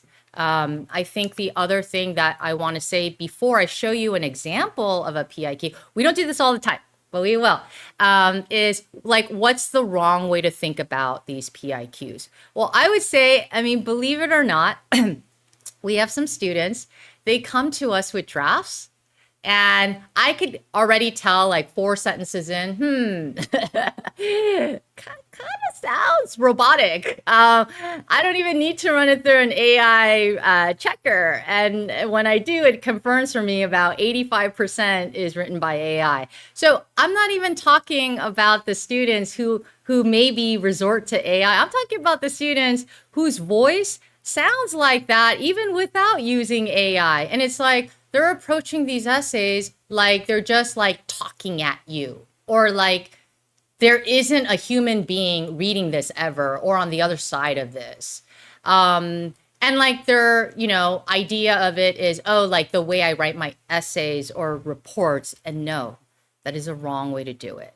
So I think the other thing that you want to think about that misses the mark in these personal insight questions is like, there's that like PIQ, it's number 6. It's the one that asks about your academic interests that's inspired you, right? When you're going to answer that, you also sort of need to look at the big picture of the application. And if you're going to answer it, right, what you want to do is align that essay as much as possible to your intended majors, which is in a separate part of the UC application, right? Unless you've got a really masterful way of like artfully convincing them that your selections of neuroscience and cognitive science have a lot to do with your love of pursuing American history throughout high school and through these summer programs. Like, unless you're going to make something multi and interdisciplinary there, usually what that signals to people is, what is he really going to do? There's some sort of split interest going on here. You didn't use the PIQ to reinforce your passion to the readers in this opportunity. But what's an example of essays that have nailed it? I'm going to show you an example in just a second. But I feel like the way sometimes students look at these essays is very sort of like literally. And yes, to an extent, there is obviously that happening. But have you ever thought about kind of thinking a little outside the box? So an example of that would be like PIQ number 1, that leadership one. I would say, like, when I thought of one example, I thought of a student who has a younger brother, and because she comes from a lower income background, when she was little, both of her parents were working. This kid is only like 11 years old. Her little brother is like 5. And who's gonna, cook for him? Who's gonna make macaroni? Who's gonna like carry him up the stairwell when he's sick? It's gotta be her. She wrote a beautiful, touching essay about sort of being this leader to her brother. And she got into Berkeley, her dream school. So again, thinking a little bit unconventionally, but also remember what I said. You want to speak and write compellingly in those PIQs. And also, you can get a bit creative. So when you get to that creative prompt, maybe for those of you, and I would only say this would work for students, again, who have like the game-changing abilities. Let's say you do creative projects and endeavors at a very high level. So if you're an exceptional creative writer, or you're a poet, or you even write screenplays, you could use that prompt to demonstrate a sample of your best work that obviously is still answering the prompt effectively. But again, the way you approach that question can be game changing, because how many kids are going to put a screenplay, actual screenplay, original one in that prompt? Not very many. So you've already stood out. Okay, so let me give you just a background to this PIQ sample. Again, we got the permission of the student. We didn't put the whole essay in there. This is just the intro. And this is an actual essay that got the student admitted into their dream UCs. But I want to kind of preface it to lay, the backdrop. So basically, this student was answering the PIQ that asks about taking advantage of an educational experience. And in that, he chose to talk about his business experiences. So he talks about this one that I'm going to share with you. There's another one that he did. And then he takes all of that and says, look, I also started this third thing at my school, a business enterprising sort of club for his classmates to share all of his insights. So we sort of bring it together to show how his business experiences ultimately allowed him to share his passions with others. So I'm going to read this because I feel like it captures my point about the PIQs. So let me go ahead and start. I walk up to the house with crossbar windows and nervously ring the doorbell. Hello? A man answers from inside. Who is it? It's Bob. He has no idea who I am. I'm canvassing as an intern for Paul Seltzer Realtors, and my task is to hit as many doors as possible to discuss with homeowners the potential of developing some of the more rundown ones in the future. At the next house, a few doors down, I'm ready to recite the script I've rehearsed in my head. Hi, my name is to the man whose head is peeking through his door when it swings shut with brute force. Go find yourself. I'm bewildered by the experience, but not surprised. And I think, again, you can take some time to reflect on this intro. He got into his dream UC, UCLA, including with a very competitive major. So if you need help with your essays so they sparkle, we are your people. All right, majors. And I know, again, like you've probably been hearing things on campus and around. And so let me clarify a couple of things. From our experience, the majors can be real game changers. But again, there are some limitations, and I'm going to mention that, right? The reason it can make or break your acceptance goes back to that chart I initially shared with you. Remember about the low acceptance rate of some of the majors? So yeah, if you decide you're going to pursue those high impact, highly selective capped majors, then you have to understand that you're going into the process with some barriers potentially that another major may not face. So that's where, again, if your goal is ultimately to just get admitted to the campus and you've got some leeway and flexibility with your majors, and again, I'm not saying you can do this wholesale and game it however you please, but if you're not married to a particular discipline and you would like to still have the prestige of attending one of these campuses, then you might want to be a little bit more thoughtful and flexible in how you exhibit yourself through your activities, through your academic history, and ultimately what you indicate is the major or alternate major that you put in your college applications. So some of them, if you figure it out too late, you might not even be able to apply because there will be additional things like supplements. There's going to be additional portfolio things, auditions, recommendations. If you never thought about that before you get to the application because you weren't really thinking about the majors, then this is a time now to hustle. And if you're an underclassman, to plan accordingly. Okay, what are some examples of students that have missed some marks, right? We're talking about seniors, academic rock stars who have no idea of what they want to do, even though they've never gotten a single B in their life. And that's not something you want to find, a situation you want to find yourself in. Even the junior, like at the end of 11th grade, they're like, oh, I want to do psychology. But then when they look back at what they've done, the only thing they did, which piqued their interest, was AP Psych, and they haven't done anything else, and it's already midsummer. So again, that's not going to play to your strengths or your preparedness for some of these competitive majors. I think the last thing I want to point out about missing the mark when it comes to majors is some students actually start preparing, right? We're talking 9th and 10th grade. And so they're not guilty of coming in and doing it at the last minute. But the thing is, they pick a really competitive major and I'm sure they're doing it knowingly, but then 10th grade goes by, 11th grade goes by, those summers have passed. And when you look back, did they really do anything with the business that's going to make them stand out? Not really. They may have taken a class or two on edX, got a certificate, but nothing really to show that they are going to separate themselves from the pack. So again, those miss the mark.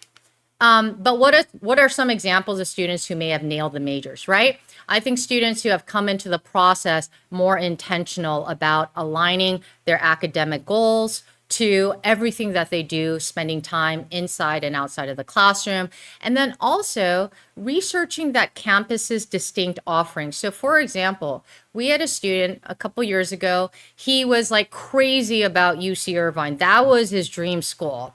And he wasn't the most exceptional academic student, and he knew that. But knowing that UCI had one of the premier esports teams, and also they were rolling out the game design majors, he leveraged his activities to that.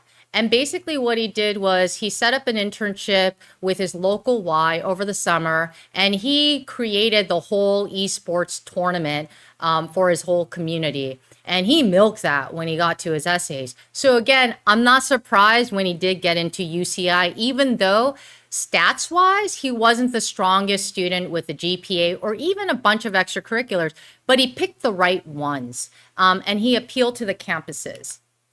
Okay, activities, game changer number 2. All right, I know you know activities matter, but I'm going to tell you a couple things that maybe you haven't thought about as to why it could really make a difference, right? Throughout high school, if you're doing these activities, when you come in, you may not have direction. You may not have career aspirations. You may not have any academic fields in mind.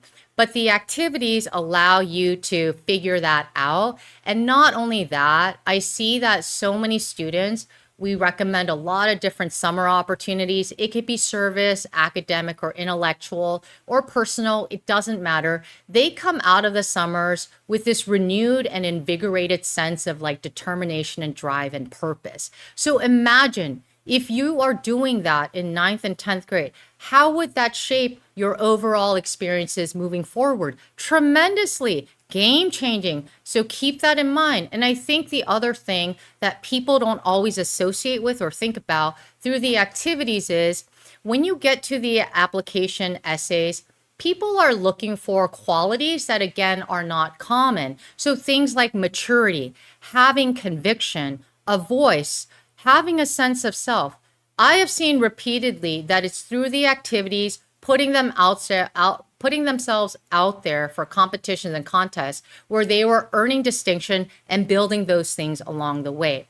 What misses the mark when it comes to activities? Okay, so I'm going to go actually into the details of the application for this, right? You work so hard, you've got like a 5-page resume, but when you get down to the descriptions, you get like 250, 350 characters, you're not putting in the effort. You're not really illustrating vividly and impactfully just how much of a difference you've made. And that's the opportunity that is game changing for you. I'm actually going to show you an example of that in the next slide, but I want to tell you this. It's all in the execution. It's all in the delivery. You have the onus to show the context. If you don't and you fill it up with a lot of generic terms and abbreviations, you've just missed out on that opportunity. Okay, so I'm going to show you this example. This is a real description of an extracurricular, 350 characters. And I'm going to read it to you, but I'm going to preface it with this. This student had his own side hustle going on from his bedroom, and he was working on like lots of different things online. And ultimately, he shared a lot of different pieces of information, and we came up with this for his description. And again, mind you, he's 16 years old. So for one of his activities where he was like doing the side hustle, this was his description.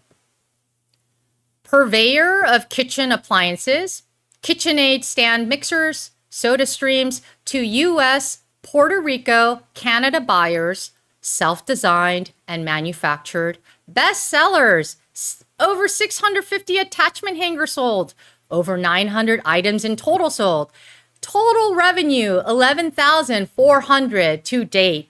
He manages returns, refunds, lost items, researches new products, Roybe battery covers, and increased click-through rate with ads. This kid got into his dream UCLA. And again, if you need the descriptions to sparkle, come talk to us. The last thing I want to say is being distinct. I can't emphasize this enough. And I think like speaking to this particular audience, you always want to think like, how are you read? Because you're always thinking what you care about, but you need to look at it the flip side. So when you're being evaluated, you are typically an Asian applicant, a girl or a boy. Are you reinforcing qualities and traits that are common among a lot of Asian boys and girls? Don't do that then.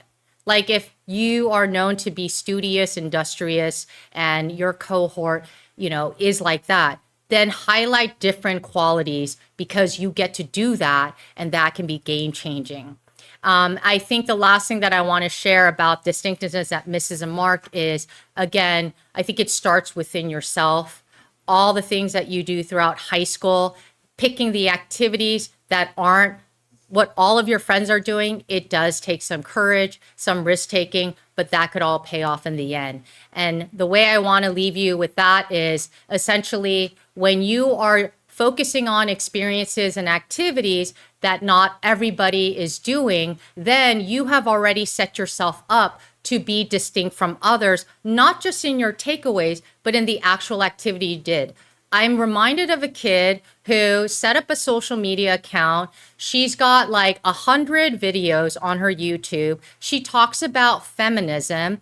Every video has a couple hundred. Some of them have, 10,000, 300,000 hits. And she's an example of a medium that all of you have access to, but I swear, I think most people do not even take advantage of it to make themselves stand out. All right, so armed with these insights, just remember this. You want to be remarkable in your application on paper. The other thing I want you to think about as you go into the new school year, whether it's your schedule or your activities, be intentional about your choices. And the final thing I want to say is all of these game changers, they're applicable at any stage of high school. You can manifest your major. You can even manufacture your uniqueness. It comes down to the details that you put also on paper. All right. If you'd like to reach out to us, let us know anytime. We are welcome to to have a complimentary orientation with you. And so we will be in touch soon. Thank you so much. Thank you so much, Marie. I'm sure that's so helpful for all of you guys who have listened to multiple, workshops at this point.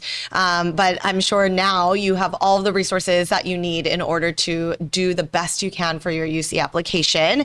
I do have just a couple questions for Marie that we've received. So one of the things that a student asked was, what are some ways that I can build my character? Yeah. I would say from our experience, a student who has built her character was through giving back to the community. And the reason that would do that is some students, they're always so focused on their goals and their needs. But when you step outside of yourself and now your attention is turned on things beyond what you immediately desire and need, and you see like the reality and circumstances of other people, it should like do something for you. So an example of it through service is we had a student and she comes from a privileged background. And then she did a summer volunteer opportunity with lower income kids who were all Hispanic descent. She's Asian. And it was so eye-opening for her because these kids, this is in LA. They struggle to have 3 meals a day. We're talking about like near Pasadena. And these are kids who are the same age as, anybody else in like middle school or elementary school who want the same opportunities for their future. And yet at 14 and 15, you know what they're telling her? Maybe I should just drop out. What's the point of going to college? I should just go work and get a job at the mall. Because when she saw that up close, it just was like this whole new reality and exposure her bubble never gave insight to. And she walked away from that virtually transformed in her determination to want to move forward to make a social justice impact. That's awesome. And one other question, what's the best way to start the writing process for essays? Yeah, I think, okay, there's no one size fits all approach. I think a couple of things. First of all, you can be starting the essay writing process actually many years in advance. So going to my earlier point about being distinct, if you're picking activities that not a lot of people are doing, you're doing that with the sort of future intention of potentially using that activity to separate yourself from other people. So you see how that's already happening many years before the actual writing process. So that's one way to prepare beforehand. But when you are actually, let's say, a rising senior and you're getting started, I would say a couple of things, right? I would say first take a look at all of the prompts. And one of the things that you want to do is just dump all your ideas. Don't filter it. Don't overthink it. And I think sometimes students put so much pressure on themselves as they're starting the writing process of making it perfect, trying to be unique without really just giving them the opportunity to reflect on all of the things that they've done. And once you've done that, and once you've put down all your ideas, I think it really helps to find somebody who's not so close to you to give you a different perspective on letting you know, did you think that, you were the only one who was maybe doing that experience? Or did you stop to think that maybe that might reveal a side of you that you don't really want to highlight, whether it's a personal quality or something else about you? So maybe if you have somebody else's perspective in the writing process, then you'll avoid some of those pitfalls. Thank you so much, Marie. That's so helpful. So that was our final speaker, but we still have the final lottery. So we are actually going to choose 12 people. 11 people will get $20 gift cards, and then the last person will get $250 gift cards. Okay, so we're going to do the final lottery. Let's go ahead and start with the first person. It is Tommy422@gmail.com. Congratulations, Tommy, $20 to you. Second person. It is Sukhailen@yahoo.com. Sukhaiellen@yahoo.com. Congratulations. Third person, Lim9155@gmail.com. Congratulations, Lim9155, $20. Our fifth person, Ming070646@gmail.com. Congratulations, Ming, $20 to you. And our sixth person. We still have more winners, guys. More. Aiden P1123@gmail.com. Aiden P1123@gmail.com. Congratulations. Our seventh person, DKFM320@gmail.com. DKFM320@gmail.com. Congratulations. Ninth person, almost going to our grand prize here. Ninth person, soprasoto@hotmail.com. soprasoto@hotmail.com. Congratulations, $20. Our 10th person, FWDMeto1986@gmail.com. FWDMeto1986@gmail.com. Congratulations. 11th person is Miss Junjin@gmail.com. Congratulations, Miss Junjin@gmail.com. You are our last $20. And for our final $250 will go to TrueGreen@gmail.com. Congratulations, TrueGreen@gmail.com. $250. And once again, you will be notified from Korea Times to claim your prize. And with that, thank you to all of our speakers and sponsors for making this year's Korea Times College Expo happen. If you missed any of our seminars today, you can come onto the Korea Times YouTube channel to view the recorded versions for all of our speakers. Our special sponsor, Bank of Hope, and our main sponsor, Admission Masters, we'd like to thank them, and also like to thank Ivorywood, AGM Institute, A1 College Prep, the law offices of Kyung-hee Lee for supporting this year's event. And thank you to all of you and your questions and your messages for being here today. I hope today was helpful in receiving information about college admissions and that you are more prepared to become successful college applicants. And this concludes the 15th Korea Times College Expo.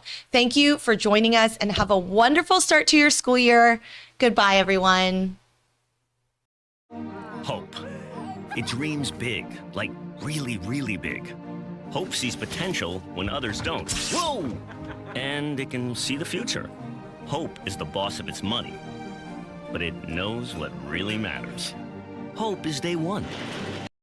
Hope is everywhere you look. At Bank of Hope, we have the tools, guidance, and you got it, hope for whatever you want to achieve. So come in. Welcome to Bank of Hope.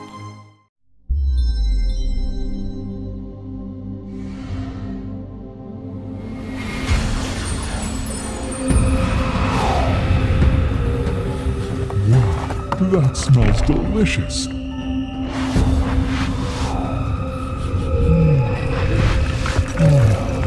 Fantastic. Wait! It's amazing!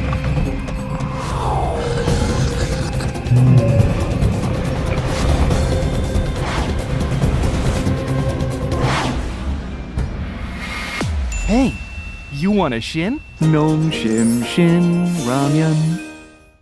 Feeling overwhelmed by the college admissions process? Pause and breathe. Admission Masters is here to illuminate your path to success. Our mission? To arm you with strategic tools and tailored advice that unlock your potential and sculpt your academic future. Picture our counselors as your personal navigators, expertly steering you through the admissions maze while amplifying your unique strengths. Remember, education is more than just grades. It's about comprehensive growth. We're committed to nurturing both your academic prowess and personal development, ensuring you're well-rounded for the journey ahead. Are you ready to reach new heights and turn your dreams into reality? Let's achieve greatness together. Hi, my name is Est, head college counselor at A1 College Prep. Just as college admissions committees in the US utilize a holistic, comprehensive review process to evaluate student applications, at A1 College Prep we guide students using an individualized, multifaceted approach. Currently, we're offering a scholarship opportunity for eligible students for up to $5,000. Please reach out to us here for any inquiries and to learn more about this scholarship program.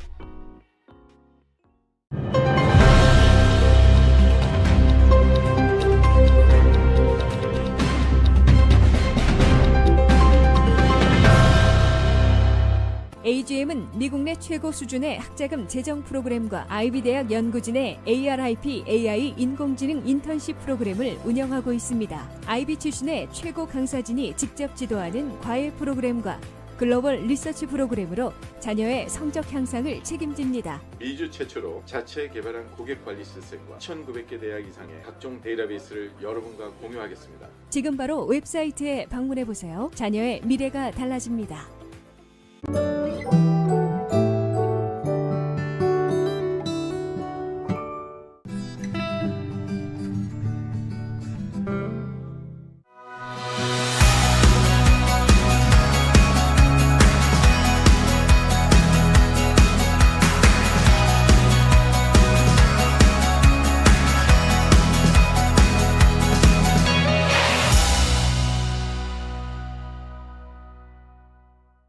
전문적인 리서치와 차별화된 접근 방법, 이경희 이민법 변호사, 투자이민의 EB5의 풍부한 경험에 이경희 변호사와 체계화된 멘토 시스템으로 철저히 교육받은 직원들이 여러분의 이민법 케이스를 도와드립니다.